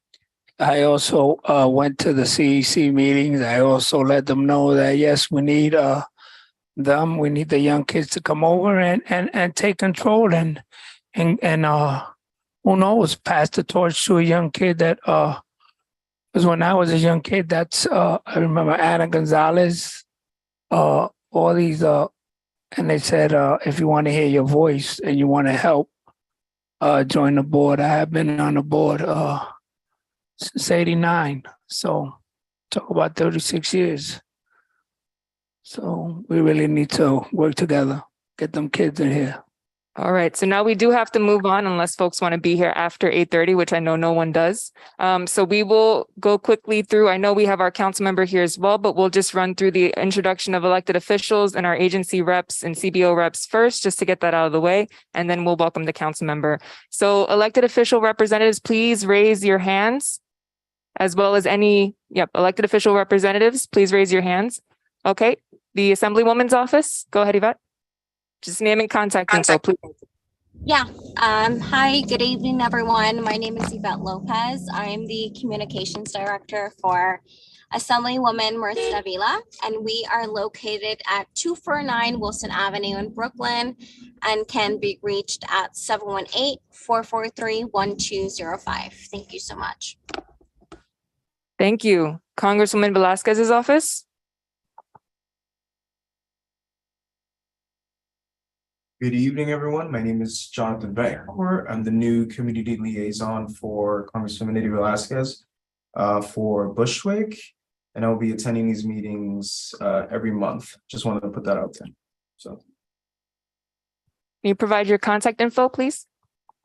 sure. So, give me one moment. We just changed. So our phone number is 718. Second. Yeah. So 718, this is our office number, our district office number, 718-599-3658. And we're located here at 266 Broadway, Suite 201. Here, Thank you. Thank you. All right, Senator Salazar's office. Hi, good evening. My name is Maria Valdez for the Office of Canada Salazar. Our contact information is 718-573-1726. We are located at 212 Evergreen Avenue. Thank you. Borough President Reynoso's office. Hi, everyone. I'm Lacey Tauber. I'm with Borough President Reynoso's office. My direct line is 718-802-3894, and I'll put that in the chat as well. Thank you. DA's office. Good evening, everyone. Just Jonathan Pomboza, being greetings from District Attorney Eric Gonzalez. My direct line is 718-250-2817. And yeah, thanks. Thank you. Now, any city agency representatives or community-based organization representatives, same thing, please raise your hand and provide name and contact info. I see DSNY. Hello, good evening. Teresa Cunningham from Department of Sanitation, Community Affairs. If you need to reach out to Community Affairs, you can do so via email at customer service, one word, no spaces, at dsny.nyc.gov, or you can call 212-291-1220. Thank you. Anyone else going once, going twice? If not, there will be another opportunity to speak during announcements. Seeing no hands, nothing in the chat, we will move on and welcome Councilmember Sandy Nurse. Hello. Hi, good evening, everyone. Just wanted to come by with a few quick announcements. And then I do have just a couple responses to some things that came up or just points of information for people from the last conversation. But one, welcome to Black History Month. We're really excited to be here, and our office is collaborating with our local libraries to highlight just how incredible and how fortunate we are to have such beautiful libraries. So we're collaborating with Arlington and Washington Irving branches. We have a display list of books that highlight both Black and Afro-Latino history, arts, and cultures. So please check that out. Go by the library. There's a display list out there. We've also included some books that have been banned out of Florida, particularly books from Black authors and Afro-Latino authors. So just wanting to be in solidarity with them. Another thing to note, our office is moving. You know, we've loved being at Broadway Junction, but we know it's been a dark, seedy hole. We're so glad to get out of there. So we are going to be in the sunlight where people can walk to us. We're going to be at 56 Penn Station. So just one more train stop over. If you can brave it, you can walk from Broadway Junction, but I don't recommend it. And on that note, so as of February 28th, we will be moving.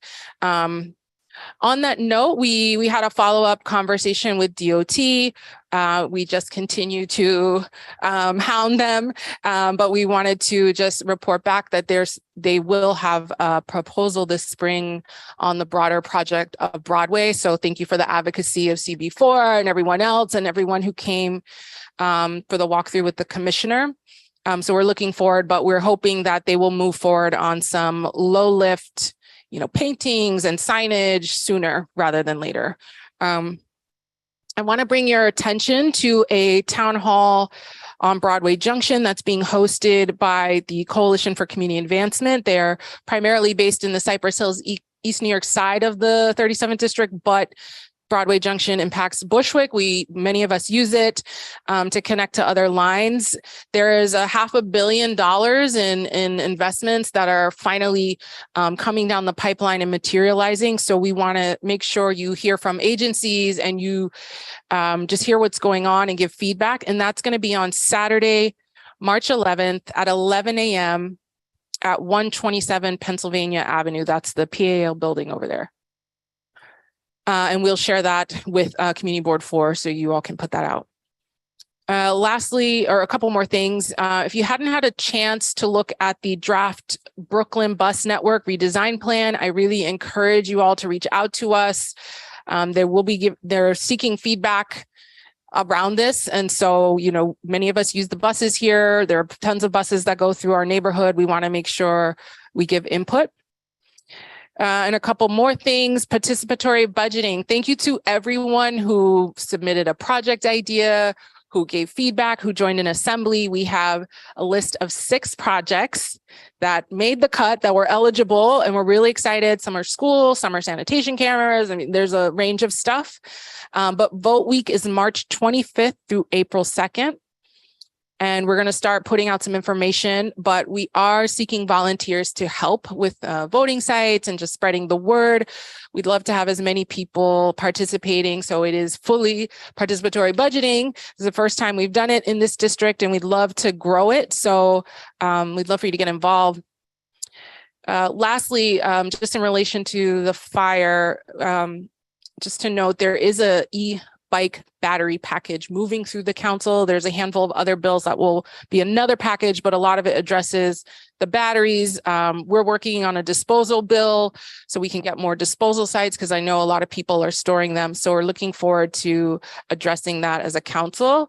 And then lastly, it is budget season. Folks are talking about there's no programming. There is a ton of programming here in this district. We've given hundreds of thousands of dollars to youth programming. I encourage you to reach out if you would like to understand more about what is available. Reach out to our office. We're happy to provide a list. You can also, it's public information, what programs get funded. We had at least 3 online workshops. If you were needing help getting the application figured out, we had 3 workshops. There was one even for faith-based institutions hosted by DYCD. So there is a lot of support out there. If you don't know where to find support for things like this, reach out to our office. We can either help you directly or we can connect you with the right person. But there, we don't want anyone to miss out on an opportunity because they didn't know how to fill out an application or they didn't know what deadlines are there. Just reach out to us. We try our best to get this stuff out, but we can only get it to so many people. So reach out to our office if you are looking for support and resources on this. There's a lot of program. I know there's a lot going on, but there's also a lot of positive stuff happening, a ton of work that's been done by Community Board 4 and many of you on this call and in this room. So I do think it's important that we hold on to the things we are doing and double down on that and expand on it. Budget season is happening. So all of that passion about youth program and where's the resources for our community, let's bring that to City Hall. There are budget hearings happening all throughout the month of March to look at the mayor's preliminary budget. You can come to those meetings virtually. You can sign up to participate. You can write written letters, letting the council, letting the mayor know exactly what you want to see in programs, in schools and youth centers, all of these things, bring that passion there, because we do, but it's just us, myself and Jen, it's really helpful when we have our community behind us saying, yes, we do want these things. So I really appreciate the passion, and let's also channel that to the halls of power where people do have that. So just thank you all for your work, and I'll wrap up since we're running late. Thank you, council member. Any questions for the council member from the board members? Okay, Jonathan, did you have a question?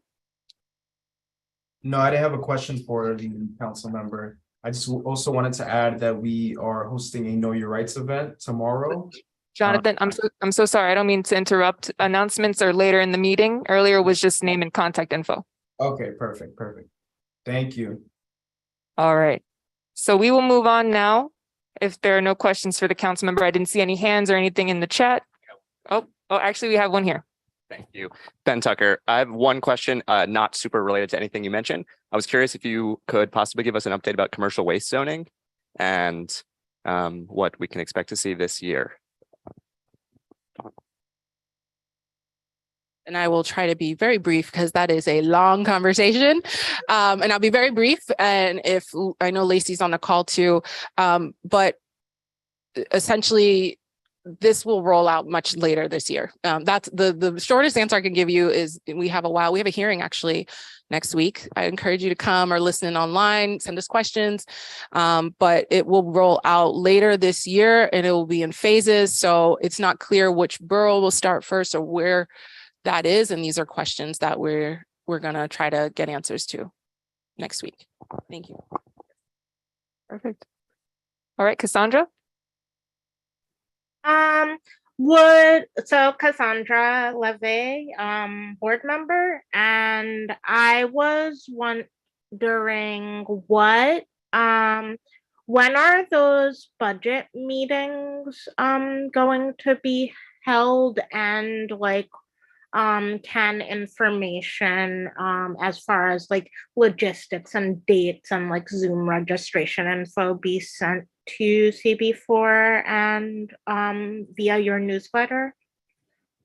Thank you for asking that. So the best way, because there are a lot of committee hearings, there was an education hearing today, for example, on the funding of 3K. So the best way to keep track of that stuff, because it's a lot, is to go to the council website. It's council.nyc.gov. And they have a calendar of all their upcoming hearings. You can click on them by committee, and then it will tell you, how to sign up, how to register, and the link to watch live. We can send some out, but all of March, every committee will have a budget hearing. And then all of May, they'll have a final budget. So they have the preliminary budget hearing in March, where we get to ask questions and dig into the agencies about the resources and where they're planning to put money based on what the mayor put forth in early January. And then in May, the executive budget is where they kind of look at where they land. So those are two opportunities for you to listen in. And we always appreciate folks listening in. It is really, really important. Thank you. Thank you so much. I know in the preliminary budget, there were some alarming cuts to library services in particular, which is something that youth depend on for programming and resources, and also folks in other segments of the population too. So I will keep that on my radar and encourage other board members too as well. Thank you. Yes, just a last note, just encourage everyone to pay attention. There are very serious cuts to our public library system, which will impact service hours. We were just at a library today at the Arlington branch. We'll be at Washington Irving tomorrow. I mean, they are doing miracles with literally nothing. There are going to be cuts proposed to our CUNY system, and a number of other things, cuts to vacancies and staff lines in HRA and all sorts of social services. So, we're really in a situation where your voice is really important. If you're a child care worker, if you run a child care center, if you work in a school, if you work in anything where you are supporting people who have needs, whether you do food pantry work, I mean, all of that stuff is deeply impacted. So we really need your voice, and we need you to pay attention to this budget as it goes through, because there are real consequences here. So thank you all. Thank you. And just as a reminder, there's more than one way to testify. Any board member may, of course, testify as an independent citizen. You can also propose testifying at a committee meeting. So if there's something you feel strongly about, please bring it up during your assigned committee meetings. Or if you're not assigned to a particular committee and you feel strongly about an issue, you can always contact the board's office, and I will make sure it gets to that committee chairperson. All right. If there are no other questions, we will move on.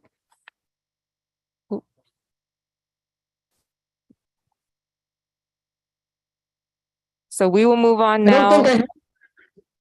I'm sorry, so I don't have a question, more of a thank you to our council person sending us. I had a building that we organized, and the building went with our water, and tenants called Sandy Nurse, and she was there on Sunday and brought gallons of water to the.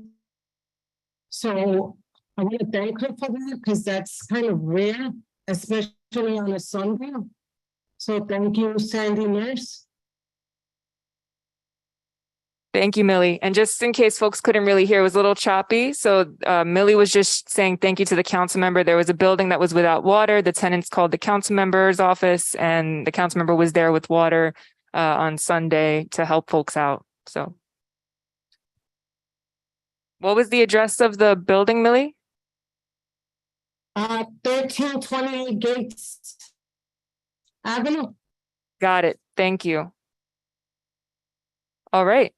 We will move on now. We have the 83rd Precinct Commanding Officer's report. However, we were notified by the precinct that the CO was not available. And I'm not sure if Mr. Camacho would like to speak on the announcement that was made at the 83rd Precinct Clergy Council in regards to our executive officer and some changes at the precinct. Yep. Captain Clarkson is no longer with the A3. We have a new captain.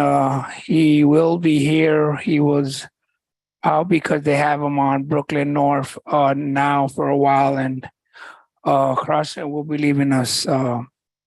He's going to the A1.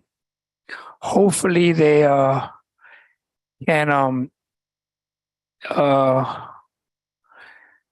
give him an inspector position over there because he's been in the A3 since he was a cop, then became the commanding officer captain for 2 years and held it down for a year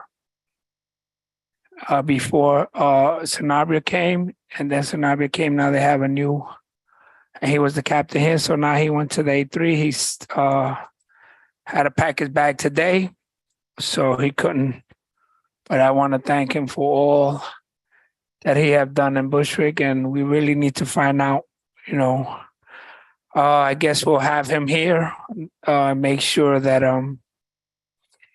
he came out of the 9-0. So that's all I was told. Make sure that he operates. Every community is different in his own way. So we went past the bully tactics. We want to make sure that we have someone that's gonna work with this community. And you know, everything is different now. We're no longer we want to make sure it serves the community. So hopefully we'll get him here. And the precinct, the community affairs unit let us know the new XO is Captain Joseph Wernersbach. Hope I'm pronouncing the last name correctly. He was not able to attend this evening, but hopefully he or our commanding officer will be at the next meeting in March. All right. I see a hand. Can I ask Camacho a question, please? Go ahead. This is Eliseo from the Community Board 4. Camacho, briefly, this does not have anything to do with this pizza guy on Wilson Avenue trying to make changes?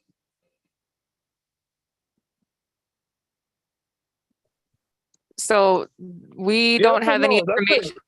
Yeah, we don't have any information on what changes were made, Eliseo. This happened all of a sudden, and I think that the board and the precinct community council are going to discuss how to respond to it. But as of right now, we don't have any other information on how the changes were made, when the changes were made, except that there is a change. So I know that there will be some type of correspondence to look into it. Thank you for. Yeah, I just think that they're since we have a new inspector, I think that they want. It sounds like they want to clean house and make sure that everything is operating. Because sometimes you know what happens, right? When you get too comfortable in a place, then all of a sudden you got to move. Then it's hard. So I think what they're trying to do, since we have a new inspector, the inspector wasn't from here; she was from Manhattan. I think it was Harlem, if I'm not mistaken. What was Harlem, the name? yeah. Oh, Jackson Heights, Washington Heights. I'm sorry, I knew it was something like that. What was the previous captain's name? Oh, the new or the previous one? The previous one. Captain Claxton. Yeah, Sean Claxton. Sean Claxton. Okay. And the new one is Joseph Warrensbach. Wernersbach, I believe. Okay, thank you.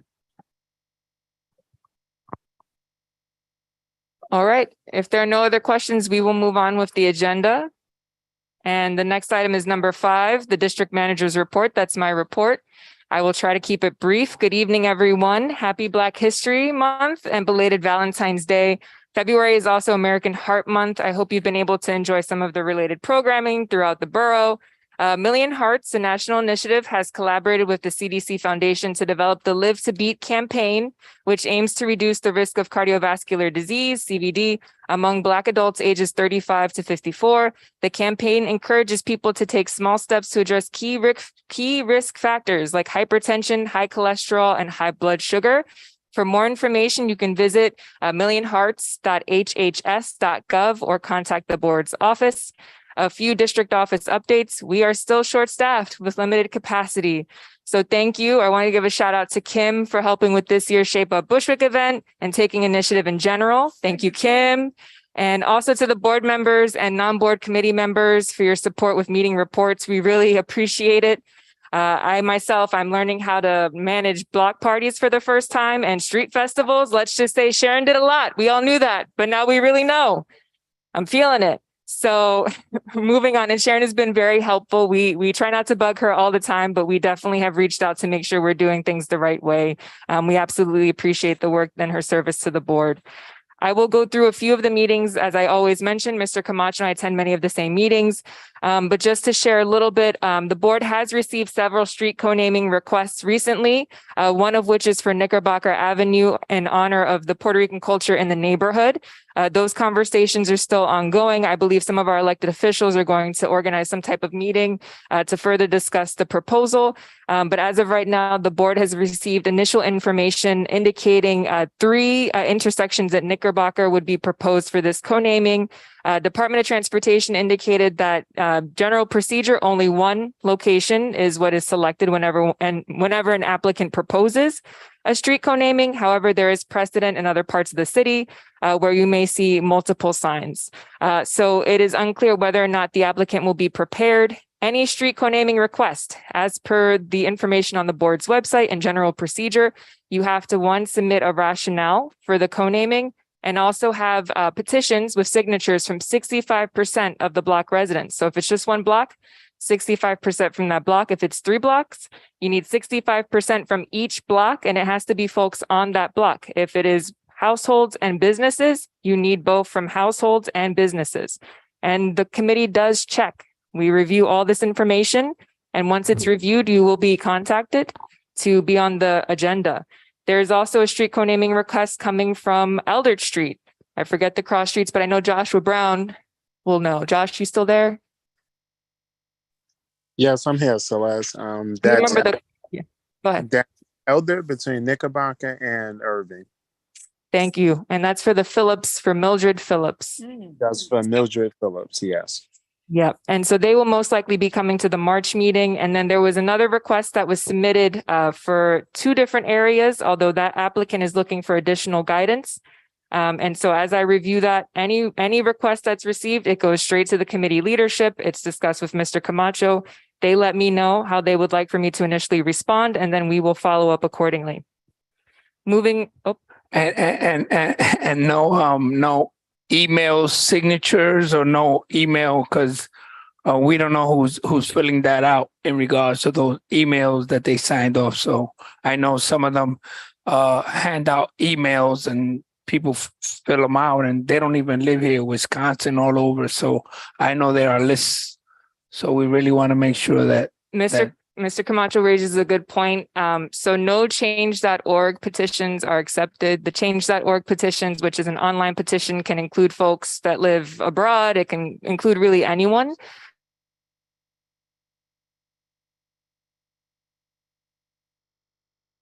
Contact information of the individuals, and all that information is discussed at the Civic Public Safety Religious Committee meeting. And also the number, just in case we call, to make sure that the person did sign that.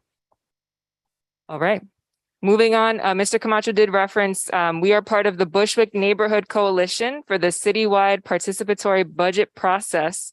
So through the Civic Engagement Commission, this is specific to the TREE neighborhoods. And it's the Task Force for Racial Inclusion and Equity. That is it. That is it. It's a mouthful, but it's a really great process. There were over 30 projects that were submitted. We managed to narrow down the list to about 9 projects, and then that list became 5 projects. However, those projects, the 5 of them, were able to include 11 of the projects in total because they were combined to sustain what other folks were requesting, or they were fused together to be able to cover as many as possible. At the end of this process, only 1 of those projects will be able to be picked by the community for funding. Although we look forward to having that information be available and having more resources for Bushwick. And just want to give a shout out to the team. One of our board members, Raul, is participating as well. It's been a really great experience. You have a lot of folks, and there is a youth member. So a student from EBC High School participates and has been very vocal about some of the projects and some of the concerns from her perspective.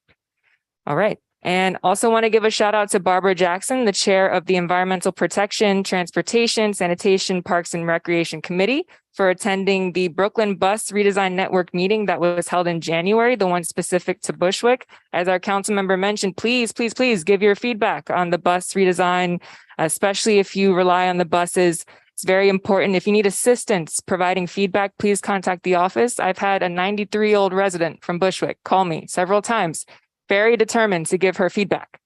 If she can do it, you can too. All right. And moving on January 20th, I attended the Fund for the City of New York Fellowship Networking Reception. Some of you may recall that we have 2 fellows from their fellowship program this year. One is working on a sanitation project. The other is working on an economic development project. They are largely independent, but I still manage the work that they do in partnership with the committee chairperson. This reception, there were 2 guest speakers. One was Dan Garodnik, the chair and commissioner for the Department of City Planning, and then also Commissioner Adolfo Carrion from Housing Preservation and Development. I was able to once again say hello to the commissioner from HPD and let him know that we are very much looking forward to having a conversation about the affordable housing pipeline in Bushwick. And on Sunday, January 22nd, I had a call with Dina Alfano, one of our historic preservation advocates. We were checking in. I have some exciting news on that front later. And let's see. Since February 6th, I've been speaking with our new non-board committee members every year in September and also in January. Mr. Camacho will appoint new non-board committee members or members of the public that will join a committee, be part of the discussion. They're not able to vote. However, they may influence recommendations that are made and participate in all discussions on the committee level. We have, I believe, about 10 new members on various committees, and some of them may select to set up a call just to better understand their role. So welcome to all of those folks. And it also gives them an opportunity if they really want to get involved and be part of this board. Because, you know, it's like a trial. Sometimes people say, oh, yeah, I want to get on there. They get on there, then they find out that it's much more than what they imagined. So at least now as a non-board member, you come in here, you see if you want to be there, and then you apply. And eventually that'll be part of your resume that you were a non-board member, and it maybe put your position up a little more because you were there, you know what it is in detail, and it benefits you.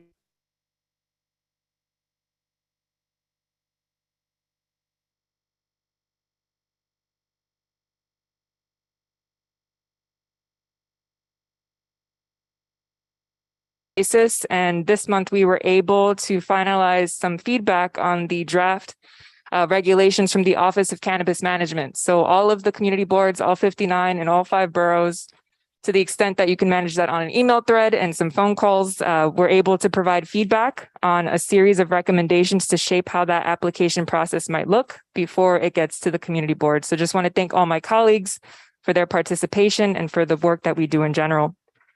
And on February 7th, I spoke with Augustine Cepeda from the Center for Urban Pedagogy regarding the February 23rd ULUP workshop.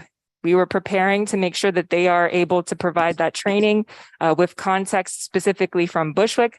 At the time, there were no certifications for projects, so they may have a more general approach to it. There may be a shift between now and then, as there is a ULURP item that is on the Housing and Land Use agenda now for February 28th.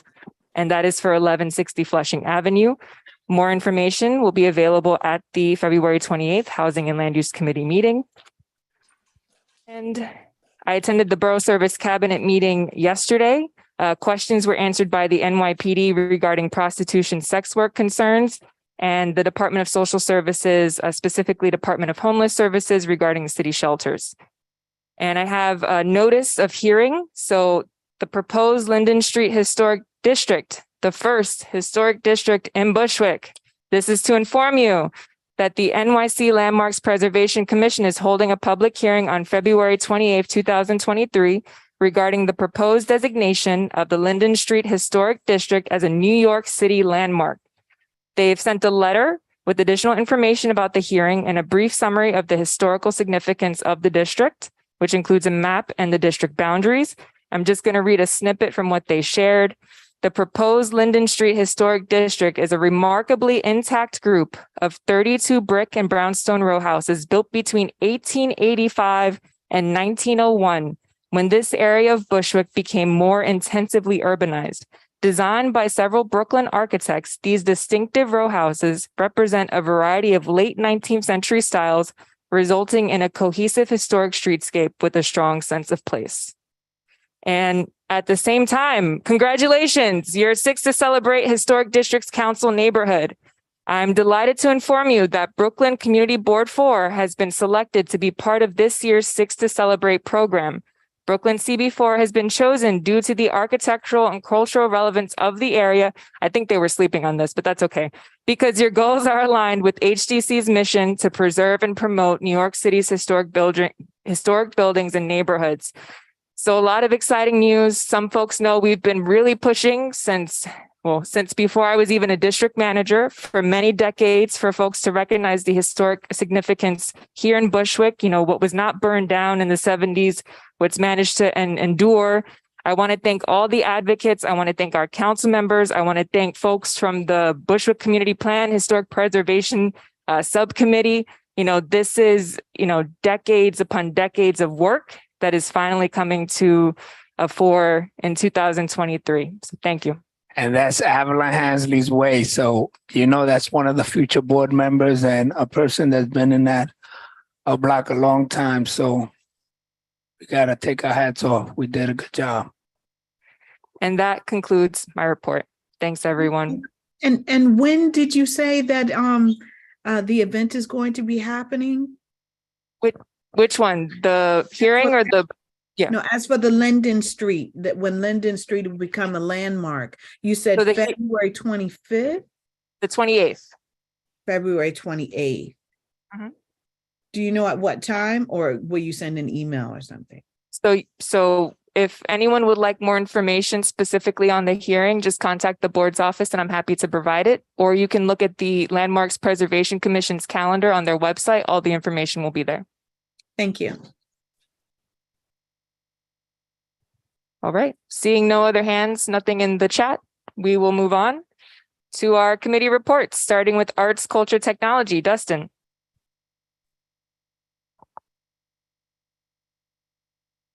I believe last week, so let me pull up the notes.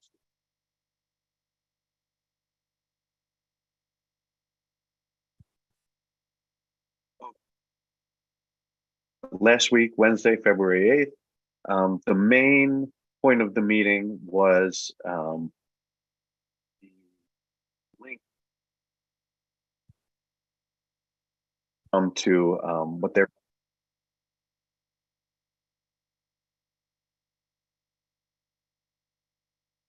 a few months ago. Sites for link kiosks.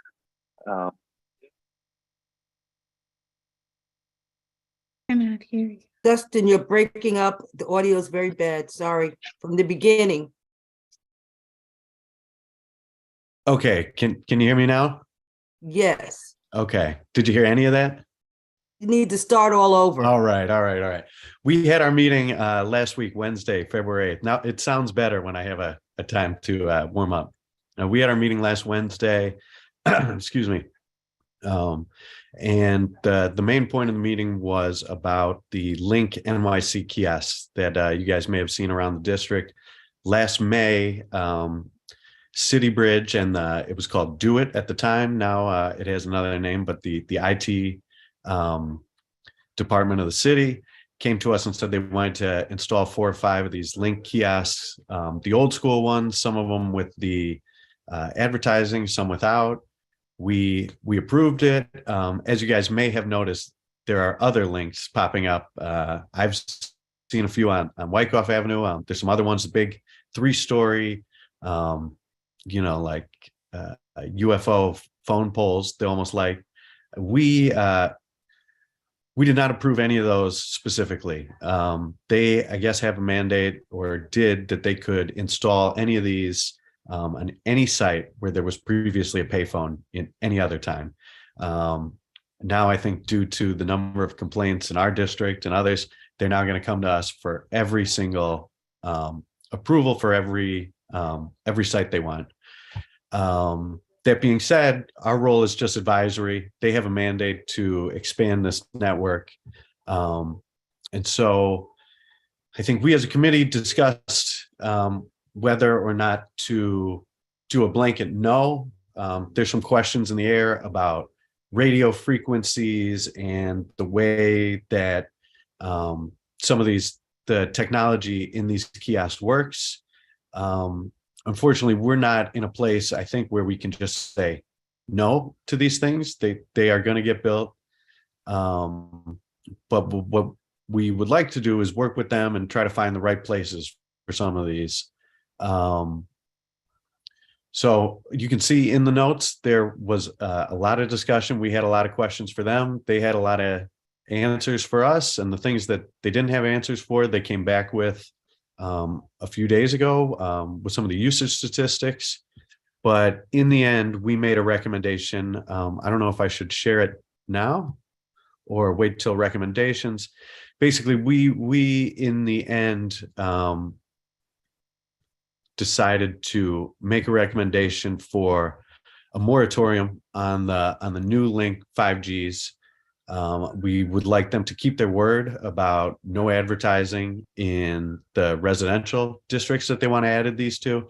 And yeah, basically we want to wait for the test results with the radio frequencies that they're using from the 5Gs. And their mandate requires 44 of these units to be placed in Bushwick. And part of our recommendation is to hold them to that 44 and no more. And that was about it. Thank you. Any questions?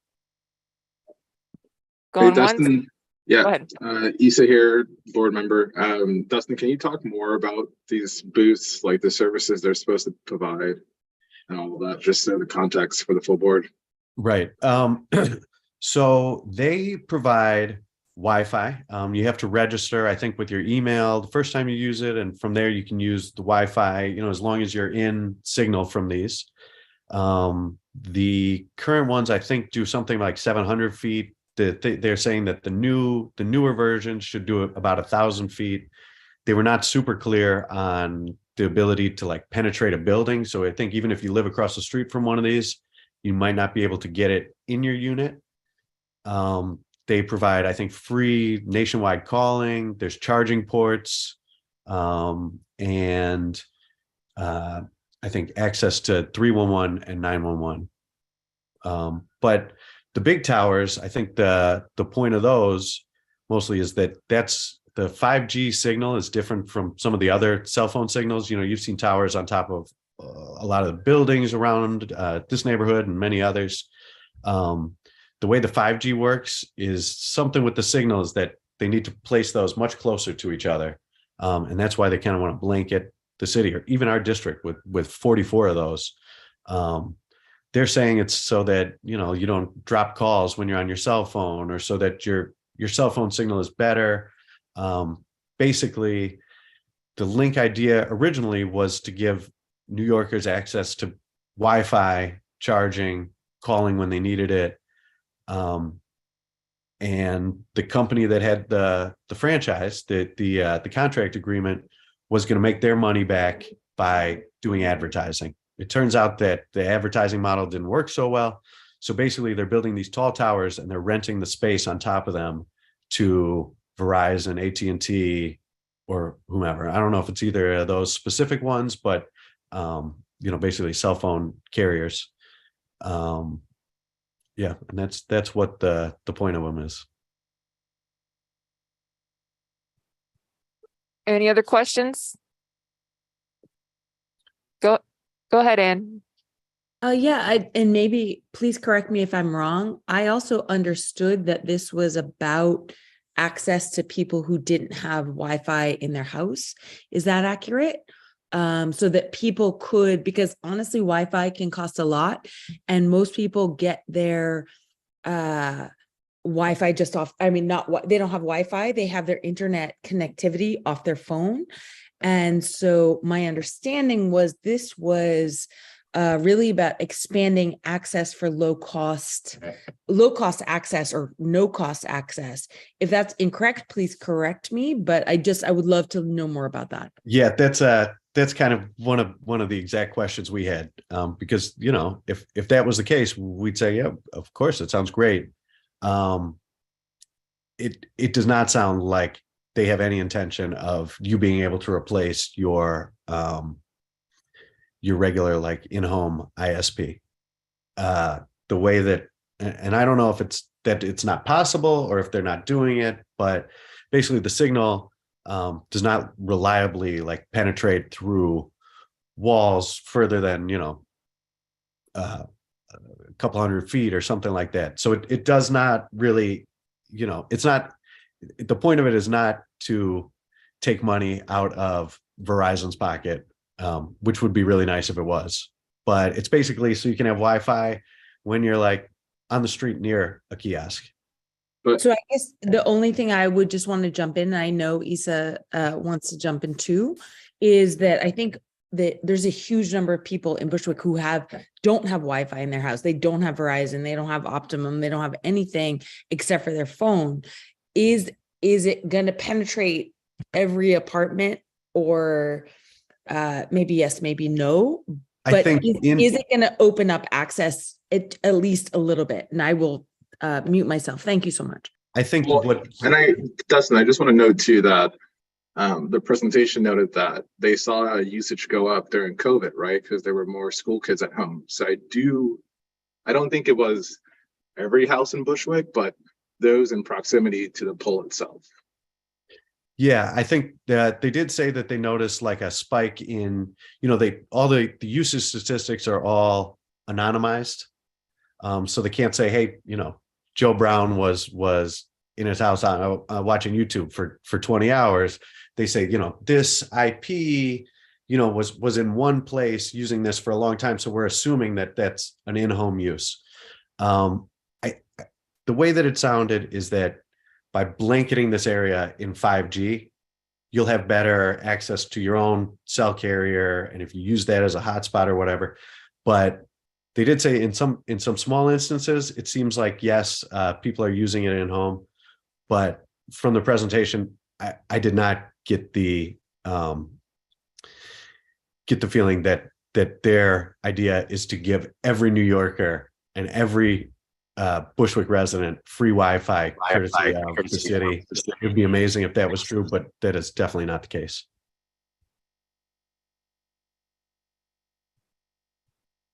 Any other questions? There was one. Was there anything in the chat? Was it answered? Okay, I think the question in the chat was answered. All right, seeing nothing else, we will move on now to the next committee report, which is Economic Development and Permits and Licenses. And I believe Desmond will be providing the overview for both today. Yes, hello everybody. So I'm going to make this as fast as possible. I have to go through January. So on January 24th, Ms. Carrera called a meeting in order to thank everyone for attending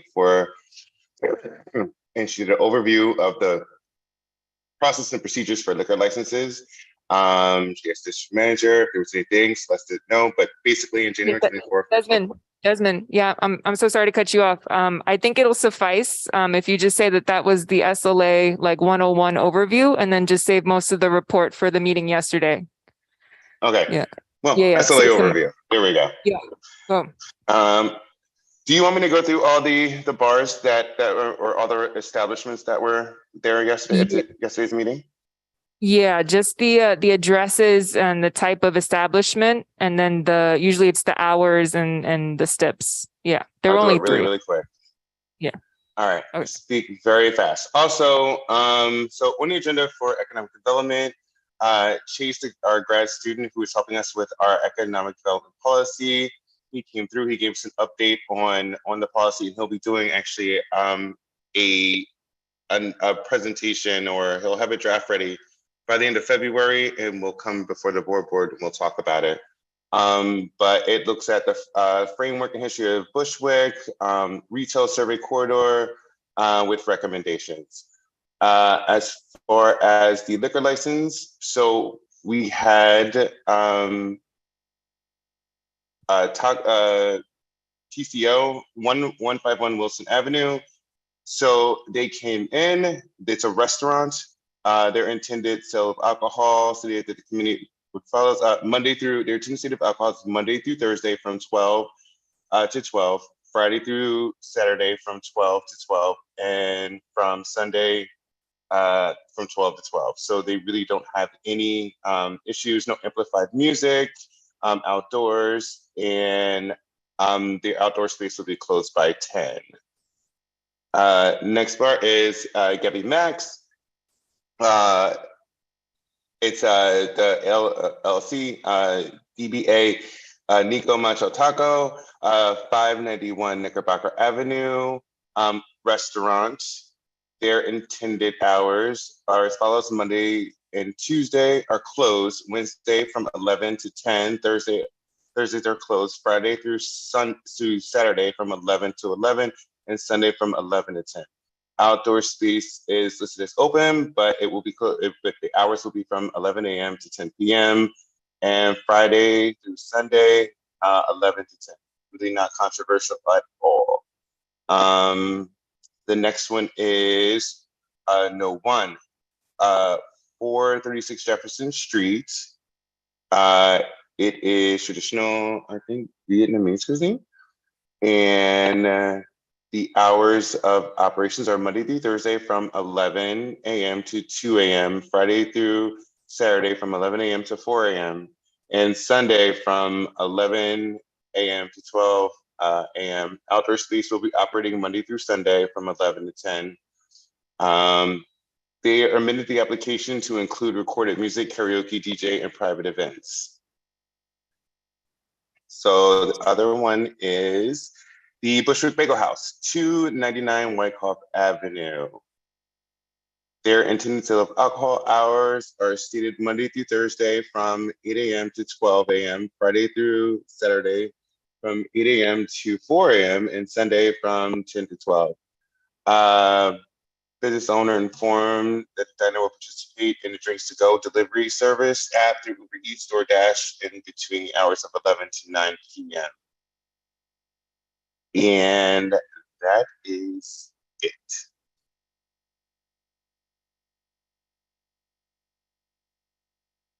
Any questions? Economic development and permits and licenses. Going once, going twice. Okay, seeing none, we will move on to housing and land use. Anne? Yes, thank you. So we had our, actually, before I begin, I just want to say thank you. I'm very grateful and thankful to be a part of this community and this community board. We had our meeting on January 31st, Tuesday, and it was really just a presentation from Carenza Wood, who is from City Planning, about the carbon neutrality zoning text amendment. They had come before us in October to present to us about basically the Adams administration's agenda in terms of moving forward in terms of building and all kinds of things.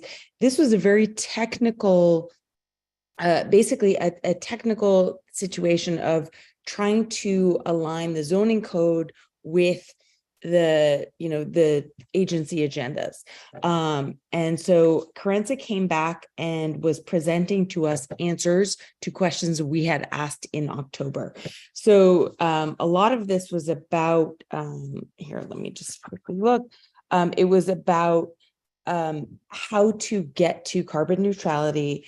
And so building owners who are trying to add something like solar or trying to insulate their building, the walls, they were bumping into zoning problems. So this is trying to reconcile the zoning with that larger agenda.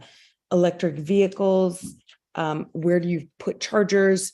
There are blocks in the zoning code to that right now.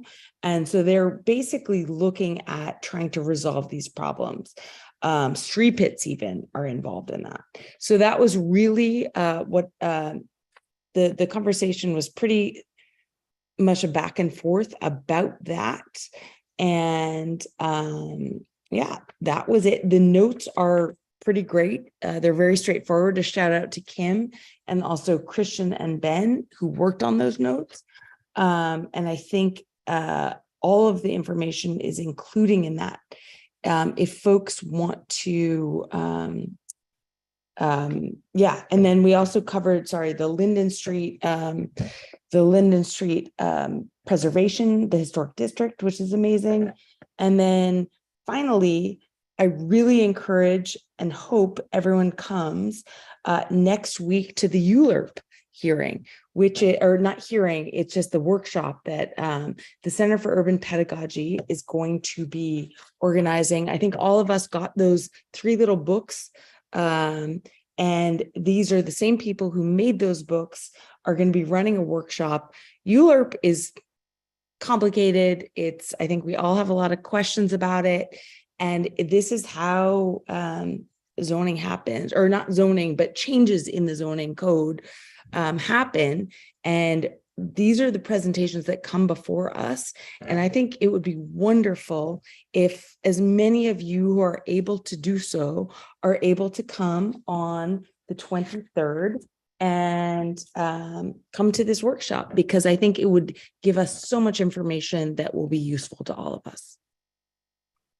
And that is it.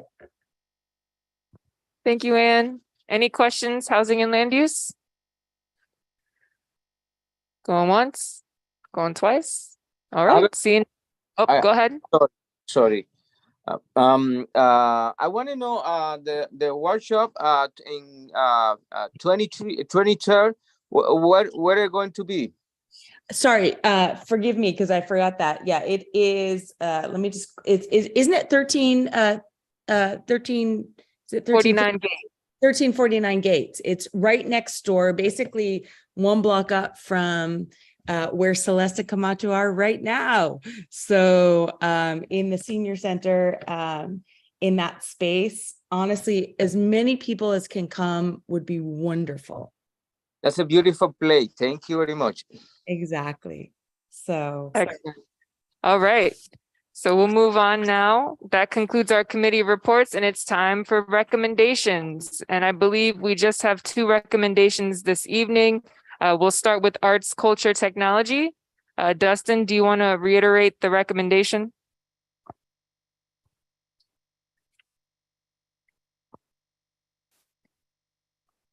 Dustin, are you there? All right, we will come back. We'll move on to the economic development permits and licenses first. Do you want to run through well, first let me ask, does anyone need Desmond to run through the hours again, board members? Okay. Nope. I don't see any hands. All right. Okay. No. So, No. All right. So, yep. Would anyone on the board like to make a motion for a blanket vote? Ben Tucker made a motion there's 4 of them. A blanket vote on all 4. Is there a second? Second. Isa, second. All in favor? Aye. Any opposed? Any abstentions? So moved. The committee's recommendation was in favor for all with the stipulations above. I believe that there was one establishment that was not present. Is that correct, Kim? Which one was that? 151 Wilson Avenue was not present. However, the committee still recommended, they didn't vote on it. However, they recommend 591 Knickerbocker. They were not in attendance. However, the committee still put the same stipulations as every other establishment that would come before the committee, as the board only has 30 days to review. These are included. It's included with the blanket vote. They were all recommended in favor with the stipulations that the committee usually recommends. Is there a motion for the committee's recommendation of approval with the stipulations referenced in the report?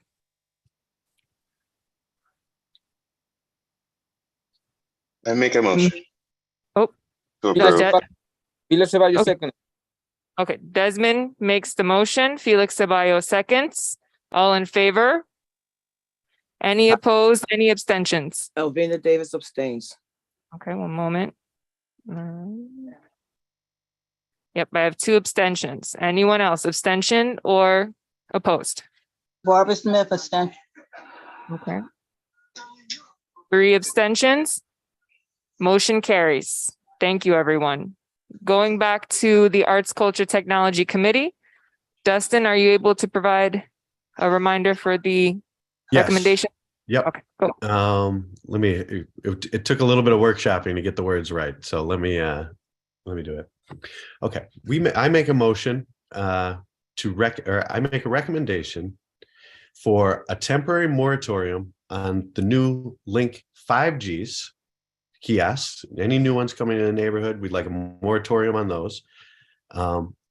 With no, excuse me, a moratorium on installing the 5G antennas and a moratorium on installing any of the actual antennas in the ones that are built until they have done live tests in the other neighborhoods and give us the results for the radio frequency or the RF numbers.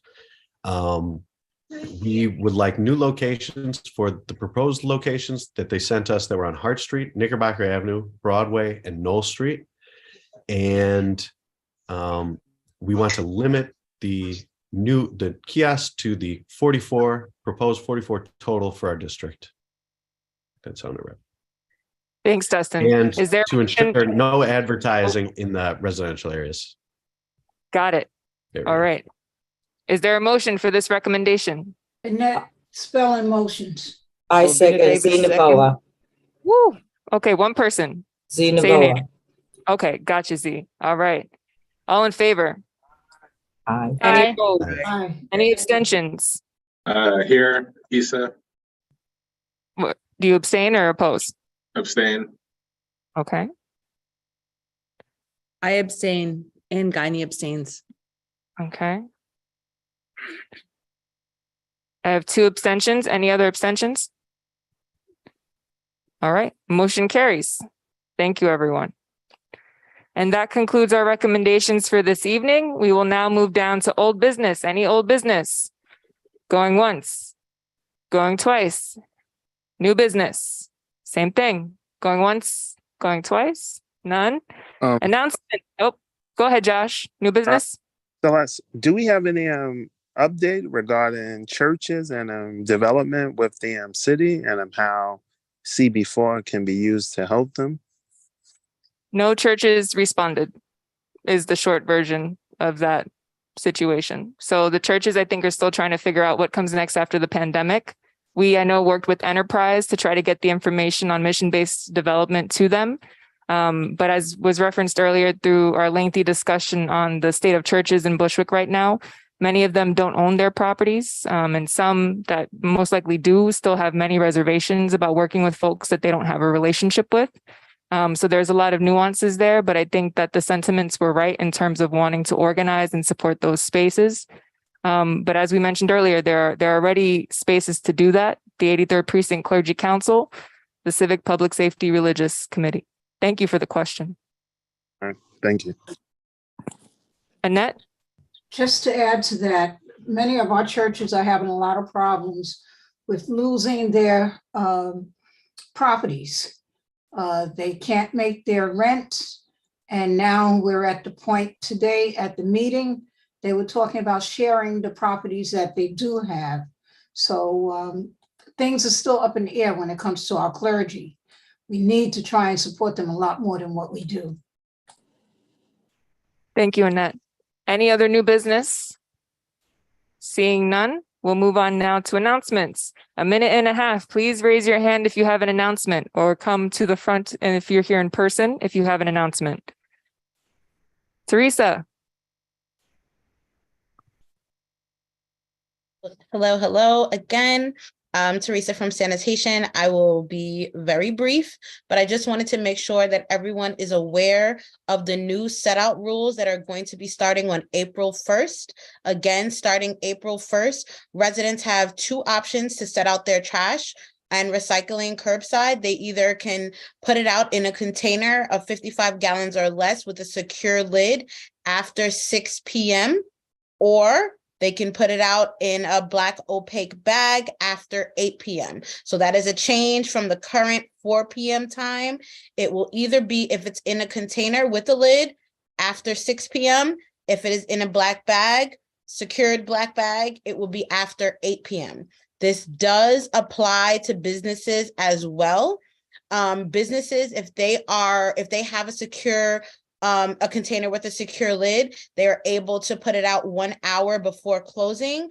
If not, if they're just putting it out in bags, they too have to follow the rule of putting it out after 8 p.m. And this needs to be after 8 p.m. but before 12 midnight.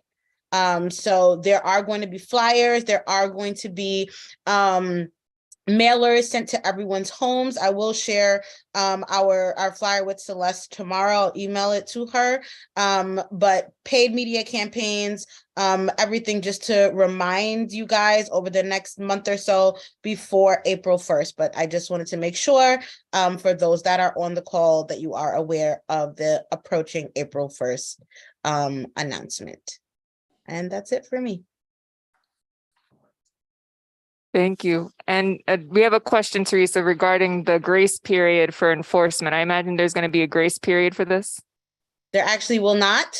Technically, we are in the grace period right now because they passed it. Hey, what's the banging? What's the summons banging if you don't do it? It is, give me 1 second. It is going to be $50 for the first offense, then $100, then $200. Woo! So April 1st. A lot of cash. April 1st.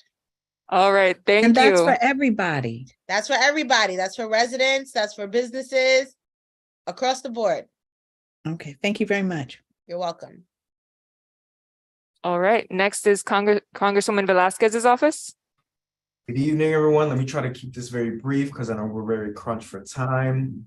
But on behalf of the Congresswoman, I just want to briefly share some highlights included in the omnibus bill that passed in December that will benefit our district.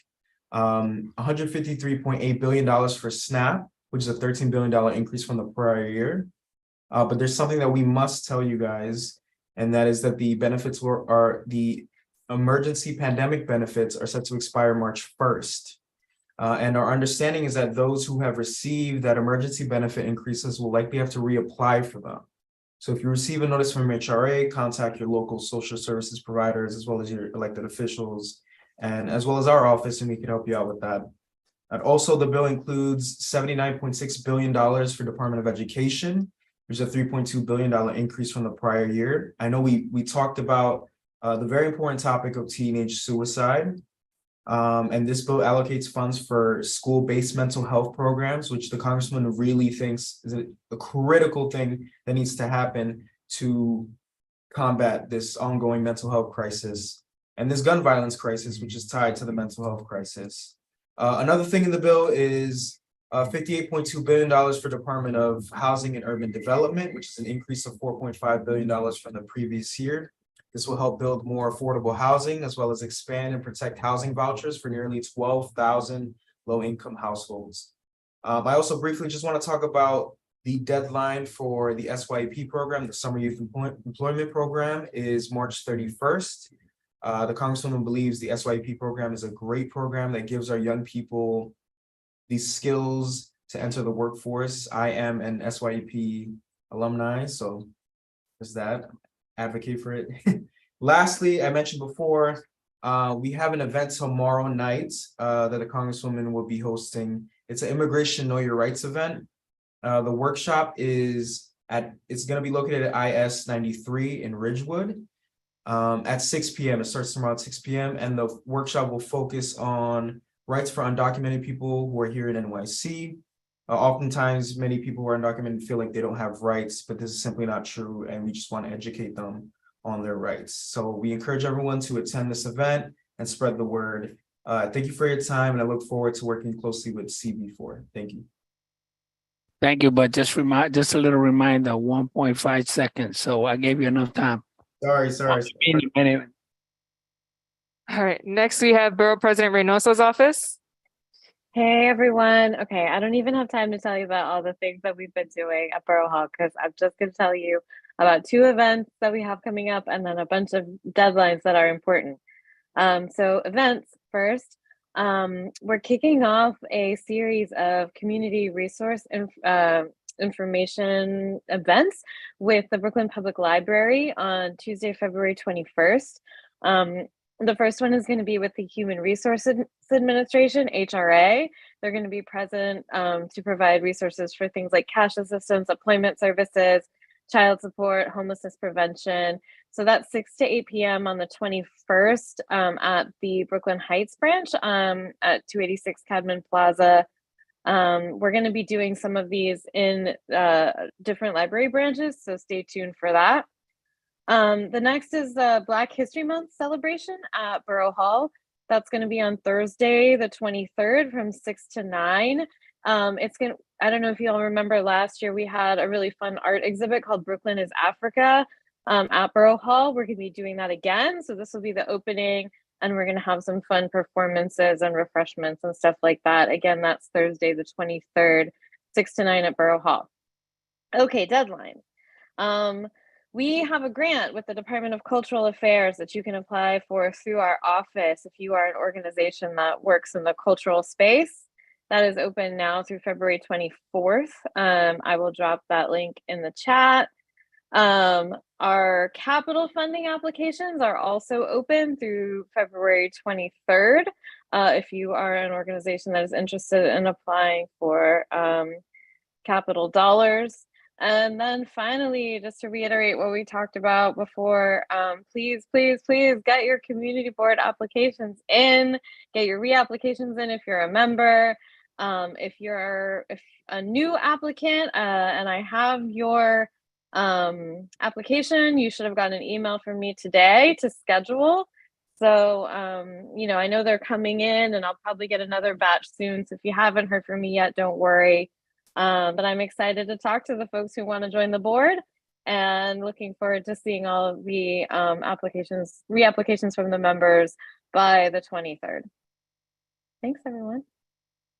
Thank you, and you went over, but it's okay because it's you. And yeah, this is the 3rd time we told them already. So if they don't put it in, you told them, I told them so.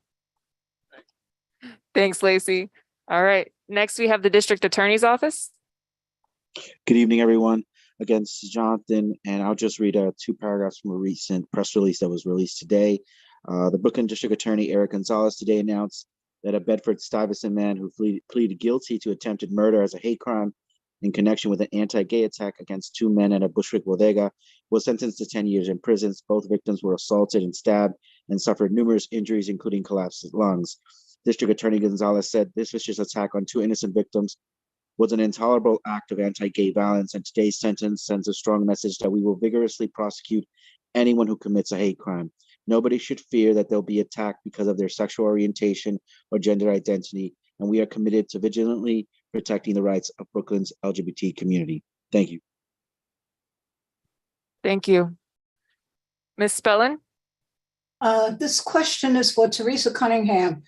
The new change with the sanitation as of April 1st, Does that include any changes in alternate side street parking? No, the two are not connected. Thank you. Okay. Joanna? Yes, I just wanted to announce that Congressman Hakeem Jeffries, in conjunction with Black Veterans for Social Justice, are sponsoring a Veterans Resource Fair. That's on Friday, February 24th, between 12 p.m. and 2 p.m. That's at 665 Willoughby Avenue in Brooklyn. And for more information, you can get in touch with 718-852-6004. That's it. Thank you. Eliseo? Yes, Celeste. And the lady from the Department of Sanitation, I'm sorry, I didn't recall your name, but thank you so much for being here. When you say the containers with a lid, 55-gallon containers, are they going to drag that container onto the garbage truck, or are they taking out the garbage out of the container? The garbage will be removed from the container. And that's already been I'm something getting that- pants. Sorry? Go ahead. Go ahead, Oh, Teresa. okay. I was just saying that the garbage will be taken from the container. And it has already been noted several times by several residents that workers have maybe had some difficulty in the past with placing it back where it was. So that has been duly noted. The chiefs are aware. It will be a reminder at roll calls for the bin to be placed back, as well as for the lid to be placed back onto the bin from where it was taken. Thank you so much. All right. Sue? Can you hear me? Yes. Great, thank you. I'm Sue Peters. I'm from a local group called New Yorkers for WireTech.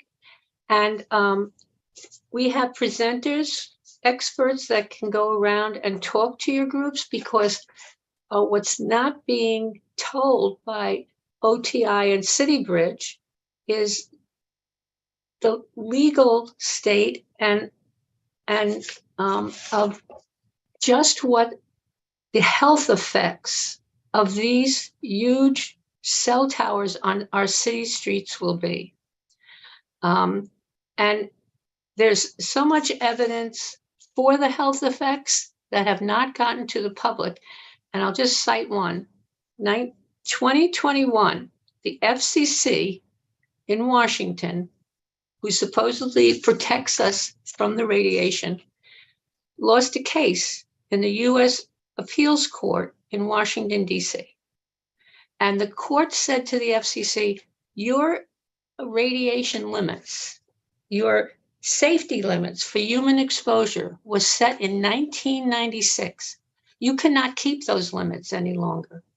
And they presented the FCC with 11,000 pages of evidence of health effects on humans and animals below the limit of the FCC.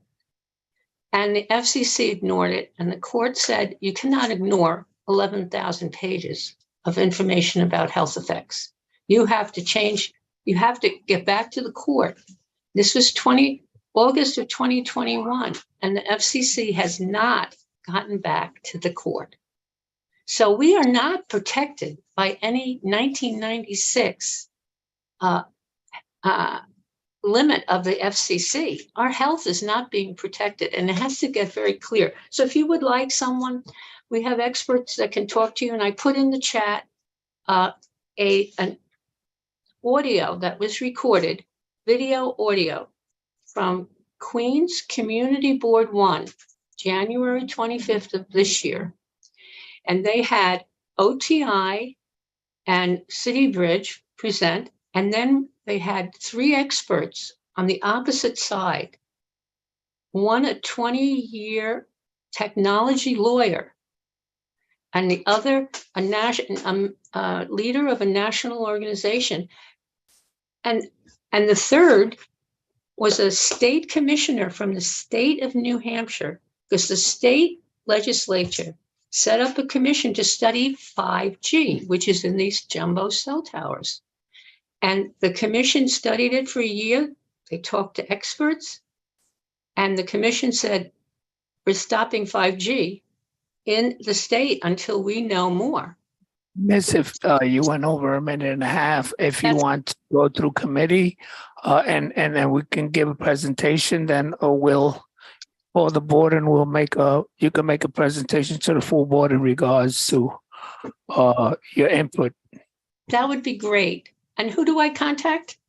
So just to be clear, you can submit a request to the board. That request will be reviewed by the committee leadership. My name is Celeste. I'm the district manager. I believe I received a series of emails. I also contacted multiple community boards in different boroughs prior to the February 8th Technology Committee meeting where this was discussed. If you were not here earlier, the board has already made a recommendation similar to other boards to put a moratorium before or until OTI can get back to us with safety information. So I think we are more aligned than you'd think, even though we did not hear from all of the health and safety experts. I would encourage you to also share any additional actions that you're taking in order to lobby on the federal level to make sure that folks are taking this seriously. But absolutely, bk04@cb.nyc.gov is our general email. I will keep an eye out for any future correspondence. Great, thank you. All right, I see no other hands. Anything in the chat? What? Okay, go ahead, Jewel from the chat. Hi, thank you. Can you guys hear me? Yes. All right. Thank you so much for having me. I appreciate the opportunity, and I love, that you guys are here together as a community because community is so important. I am with the Black Spectrum Theater, which has been around in New York City for 53 years now. And it is a multi-award-winning and multifaceted performing arts and media company.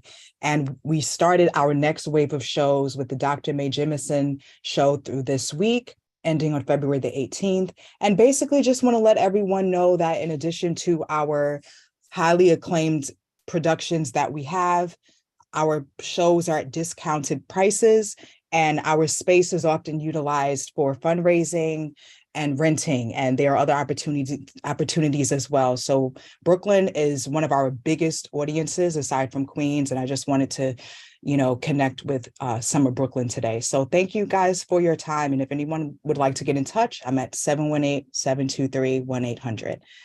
Take care, everyone. Thank you. Would you mind sharing the location of the theater? Yes, thank you. Yes. What's the location? Oh, yes, I was going to type it. Sorry. It's in Queens. It's 177th Street, Baisley Boulevard. Got it. Thank you. Thank you. All right. Chris also has an announcement. Hi, thank you. Hi, everyone. My name is Chris. I'm with the Bushwick Food Co-op. We are your local food cooperative. And I just wanted to let you all know that we are launching the next season of our grocery share, which is a community-run food pickup that happens weekly at Mayday Space, 176 St. Nicholas Avenue. The new season starts from March 6th and will run through May 8th. We have a tiered pricing system, so you pay what you're able to. The prices start at $15 per week per person. I will drop the link in the chat for more information. I also wanted to let you all know that next week on the 22nd at Mayday Space as well, we will be hosting alongside the Cooperative Economics Alliance of New York City a workshop on what is a solidarity economy. If you've heard that term or you're curious about it, we'll be talking about that and how food co-ops fit into that picture. Thank you all. Have a good night. Thank you. Anyone else? All right. Seeing no other hands, nothing else in the chat. We will move on from our announcements with our second roll call. Board members, please be ready. Carlotta Williams. Here. Deshauna Wade. Here. Jerry Valentine. Jerry Valentine. Ben Tucker. James Stewart. Here, good night. Annette Spellin. Here, good night. Justin Somborn. Here, good night, everybody. Maria Soler is here in person. Barbara Smith. Present. Milagro Sandoval. And Celeste, I tried to make an announcement. Thank you. Oh. Good night. Okay. I got to finish the roll call, Barbara. I already started. I'm sorry. go Yeah, Milagro Sandoval, are you there? Elise just- Ruiz. Here, Got you. thank you so much. Got you. Raul is here in person. Asaya Polite. Present. Kyle O'Rourke. Zuma Navoa. Present. Good night, everyone. Monroe. Imani Mitchell. Mary McClellan. Cassandra LeVay. Good night. Kuebe Nicholas Kaplan. Good night. Luisa Jose. Good night. Virgie Jones. Barbara Jackson. Tanisha Honeygan. Okay. Hadia Harrison. Ann Guiney. Christopher Graham. Oh, gotcha, Ann. Christopher Graham. Present. Good night. Joanna Fuentes. Present. Good night. Freddie Fowler. James Fitzgerald. Alvina Davis. Present. Good night. Andrew Choi. Felix Ceballos. Here. Good night. Melissa Carrera Solano. 1, 2. Robert Camacho. Here in person. Raul Brown. Joshua Brown. Present. Good night. Rowena Bennett. Present, good night. Grace Yates. Stephanie Anderson. Here, have a good night. Isa Abney. Motion I'm to here. adjourn. Got you, Isa. Thanks. Raul made a motion to adjourn. Is there a second? Second. Seconds. All in favor? Any opposed? Any abstentions? So moved. What time is it? 8:46. Good night, everyone. Barbara had something that she wants to say. Barbara had something for announcements. Go, Barbara. Oh, hello, you can hear me? I just Yes. wanted to make sure people know the 83rd Precinct Community Council meeting is next Tuesday because the first came on the Wednesday. And it's going to be an in-person meeting at the 83rd Precinct Community Council Precinct meeting at 6:30. Thank you, Thank you, Barbara. And thank you, Annette, for the reminder. Good night, Thank you. everyone. Get home safe for those in person.